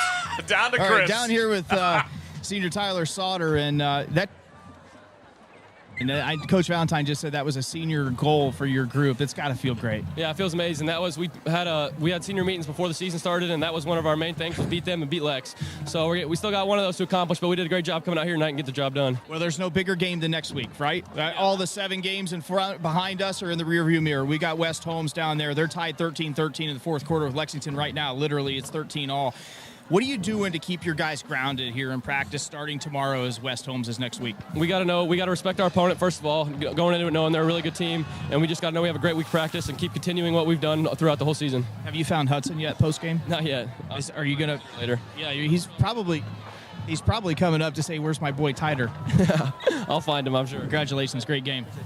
All right, Gunnar Lacey here. That was a really nice strip that you had, man. That left-hand paw kind of back behind the football, and you punched it loose. That had to be a good feeling. Oh, yeah. Right when I saw him rolling out, I saw that ball. I knew QB thinks he can come in and do something different, but I came beeline straight out, hit him, arm wrapped around, hit that out, and we take that home and seal the deal right there. Senior goals that you delivered for your teammates was to knock these Tigers off, and you guys did that not only by a running clock, but in convincing fashion. They got an early lead on us, 3-0, but then you guys kind of battled back. And what was the message there when you guys were down? The first quarter didn't go our way, right, until later in the first quarter. What was you guys just kind of staying in the moment, or what was the deal there early on? Yeah, all it is, our defense, we will never break, no matter what. We're always out there hyping ourselves up. It does not matter what the score is or what the offense is, what's going on with the offense. We'll come out there and we'll show them what we can do, no matter what's going on. Good game. You got somebody to say hi to before I let you go. All right. Aunt Hello, Katie. Aunt Katie. Yeah. And I'll throw in Uncle Josh in there. Boy, good job. You're the man. All right. Junior Nathan Bernhard. Sorry, I misspoke. Let me fix that. Oh, boy. This is Mike Allstott joining me. Played quarterback tonight for the Arrows and had about 200 yards on the ground. Where'd all that come from, man? I mean, they brought 6. If you get past the line of scrimmage, you're running you're for the races. So, I was just able to find another gear and get to the end zone. What gear was that? Was that second or third or what? It was 91 yards, man. That's about all I got. Yeah. I mean, I gave it all I had. It's like running a 100-meter, but, it might be the fastest one I've run, but... Let's be honest here. Lex and West Holmes 13-13 in the fourth quarter right now. We go down to West Holmes. What's the message of this as the quarterback of this squad to keep your guys grounded, have a great day of practice starting tomorrow and then all the way into West Holmes Friday night? Oh, I mean, West Holmes is a good team. They're well coached. We're going down to their place, which you know the history of that. We seem to always play bad there. So we got to get over that. Get over that long drive down there to that field and play our best game because that's what we need to do to come out with the win there. Congratulations. Enjoy this one. Well done. That's our Truax player of the game, presented by Truax Printing. For all your printing needs, check out truaxprinting.com. Jackson Aber, senior Jackson Aber, you got a turnover tonight, man. You had to be pretty excited about that. I was very excited. That was a gift right to me. I tell you what, you need to talk mom and dad into doing team dinners every week because once they did team dinner this week, you went and got a takeaway. I mean, that was a pretty good dinner. I'm not gonna lie. Well, let me talk to your dad. I'll figure that out with him, and I'll shame him into that. But West Holmes in front of you guys next week. Obviously, senior high, you guys beat them and handed the fashion tonight. But what are you thinking as we go into West Holmes next week, which could be battle for the OCC? I think we got to keep playing how Ashland knows how to play ball. We're a really good team. When we play good, we play great. Like there's no in between. We just got to execute. We got to have a good week of practice and just keep pushing. Sounds good. Congratulations on the win tonight. Thank you. Senior Tyler Holt, the forthcoming Arrows ace of the pitching staff this spring. You going to play any third base, or are you done with that? I think they have me playing first this year. Oh, boy. First. All right. I might go out there and throw some ground balls to you. I know how to skip them into the first baseman. Yeah, I did a little bit this summer. I told the summer coach I need to play a little first, work on that for the high school, so I did that this summer. Sounds good. You've had really good games the last 3 weeks, tonight included, and it's got to be feeling really extra special. You guys knock off senior high school tonight. Yeah, big game coming to this game. Some say rivalry. I agree. It's a big rivalry game for us, and we prepared all week. We practiced really hard coming into this game, and we came out and we dominated. Dominated is the actual word. There's no question about that. You guys went in the hole 3-0 early, but then you score 35 unanswered. It's got to be a good feeling. What are you thinking next week as you go down to Millersburg and do battle with the Knights? We know it's going to be a tough game. It's going to be a big game for conference, and we're just going to prepare even harder than this week and go get a win. All right, sounds good. Enjoy this one and have a good week of practice. Yep, thank you. All right, DK is here with me. That's I'll tell Dakota, you what, man. Dakota Crudy. I'm well aware. Thanks. Well, I didn't call him Dylan. I didn't call him Dustin. I called him Dakota. Dustin tonight. I'm sorry. All right, you get called your daddy and your brother's name all the time every week. You probably know that, though. It's all right. It happens all the time. Sorry, it buddy. all the time. So. Sorry, bud. And you got loose a couple times, hauled those in, and went to the house for 2 scores. That's got to feel good. Oh, I've been waiting for that, man. I've been waiting for that since the season started. Like, I don't know. Best night of my life for sure. I've been waiting for this moment, so I'm so happy it happened. Well, I know you beat yourself up a little bit for a couple drop balls, and that's sports, man. We just got to let it go and move on, and you can turn it around. Anybody can, no matter if it's life or sports or whatever, and you proved that today, so congratulations to you. You beat Senior. Tell me about West Holmes. You're going in there next week, which could be a battle for the OCC. Oh, yeah. We know they're a great team. We had a great week of practice, so our mentality is just going into the next week with the even better practice is what we're hoping. So we're just going to go into the same thing we did this week. Have a great week of practice and go in confident and just play our game. Tell me about that ball that Bernhard threw you right down here. It was right in front of me. It was over the right shoulder, and all you had to do is stick your paws out there and catch it. That was a really good ball. Man, yeah. I tell you what, Nathan, since I started playing in 8th grade, that deep ball, we've always had that deep ball, and I've just been waiting to connect it on the varsity field. We did a couple times my freshman year during freshman games, but I'm so glad it finally happened, and he's been doing that since as far as I've been playing. So sounds good. Well, I'm really happy for you. I'm really proud of you for getting your head up and not laying down and competing with your brothers here. And good job. Really proud of you. Yeah, man. I appreciate it. Thank you, guys. All right, sounds good. Let me get Ryan Stackhouse here. Oh, boy. I mean, I got about 9 syllables out of this guy. Tackle. Before. We need a tackle. All right, what do we need to do here in the second half? Tackle. The second half is over. You gave me 14 syllables. Tell me about the game. We played really well. Guys flew around and they played well. I'm not moving the mic. That's like 10 syllables. That is a lot of syllables. All right, tell me about West Holmes. West Holmes and Lex 13-13 in the fourth quarter right now. Game over. What's it going to take? Lexington wins. Lexington won. Lex beat West Holmes tonight down there. What's it going to take to knock off the West Holmes Knights next week? You know where the bathroom is. That's TV gold right there, They're going to be baby. a solid team, and they're going to be ready. If they lost tonight to Lex, they're going to be ready to go next week. And it's down there. It's a tough place to play. The grass is always wet. It's always a muddy mess. Even if it's supposed to be dry the next couple weeks, it's going to be sloppy. So Sounds good. I'm proud of you guys. Have a good night. Back to you boys up in the Priest Dental broadcast booth. Thank you, Chris. Appreciate that as always. And thanks to all of our guests for joining us on the field and our good friends over at Spring Smith as well. Tony, Arrows with a big win, moved to 7-0, 3-0 in the conference. Senior falls to 1-6, 1-3. Final overall thoughts on a big win. Yeah, just a nice win. You know, Truax player of the game goes to Nathan Bernhard. Overall, 373 yards of offense attributed to him, 214 from the ground, and another 159 through the air. He's accredited with 5 of the touchdowns, 3 passing and 2 rushing. So, you know, you can't play Ashland Arrow football this year without number 10. You know, really running the show. Play of the game. Sponsored by Ashland Comfort Control is going to be the 88-yard touchdown run. Just really lit up that offense. You know, it was 3-0 really going into the end of the first quarter, and it felt like this thing's not going to go all that well. What's going on? And all of a sudden, Nathan breaks off this big 88-yard touchdown and really just changed the momentum of the game. Right. Then he got another one for 60 yards, and all of a sudden, all the dominoes, you know, started to kind of click into place. But again, it's 11 guys doing their job, and then one guy doing something special.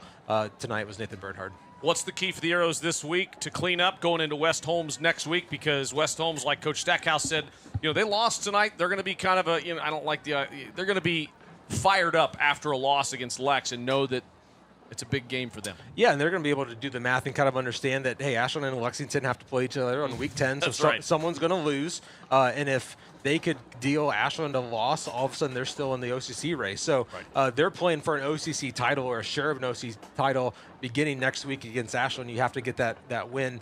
They've been in some really close games. They snuck out a win against Madison on a last-second field goal. So they've been battle-tested.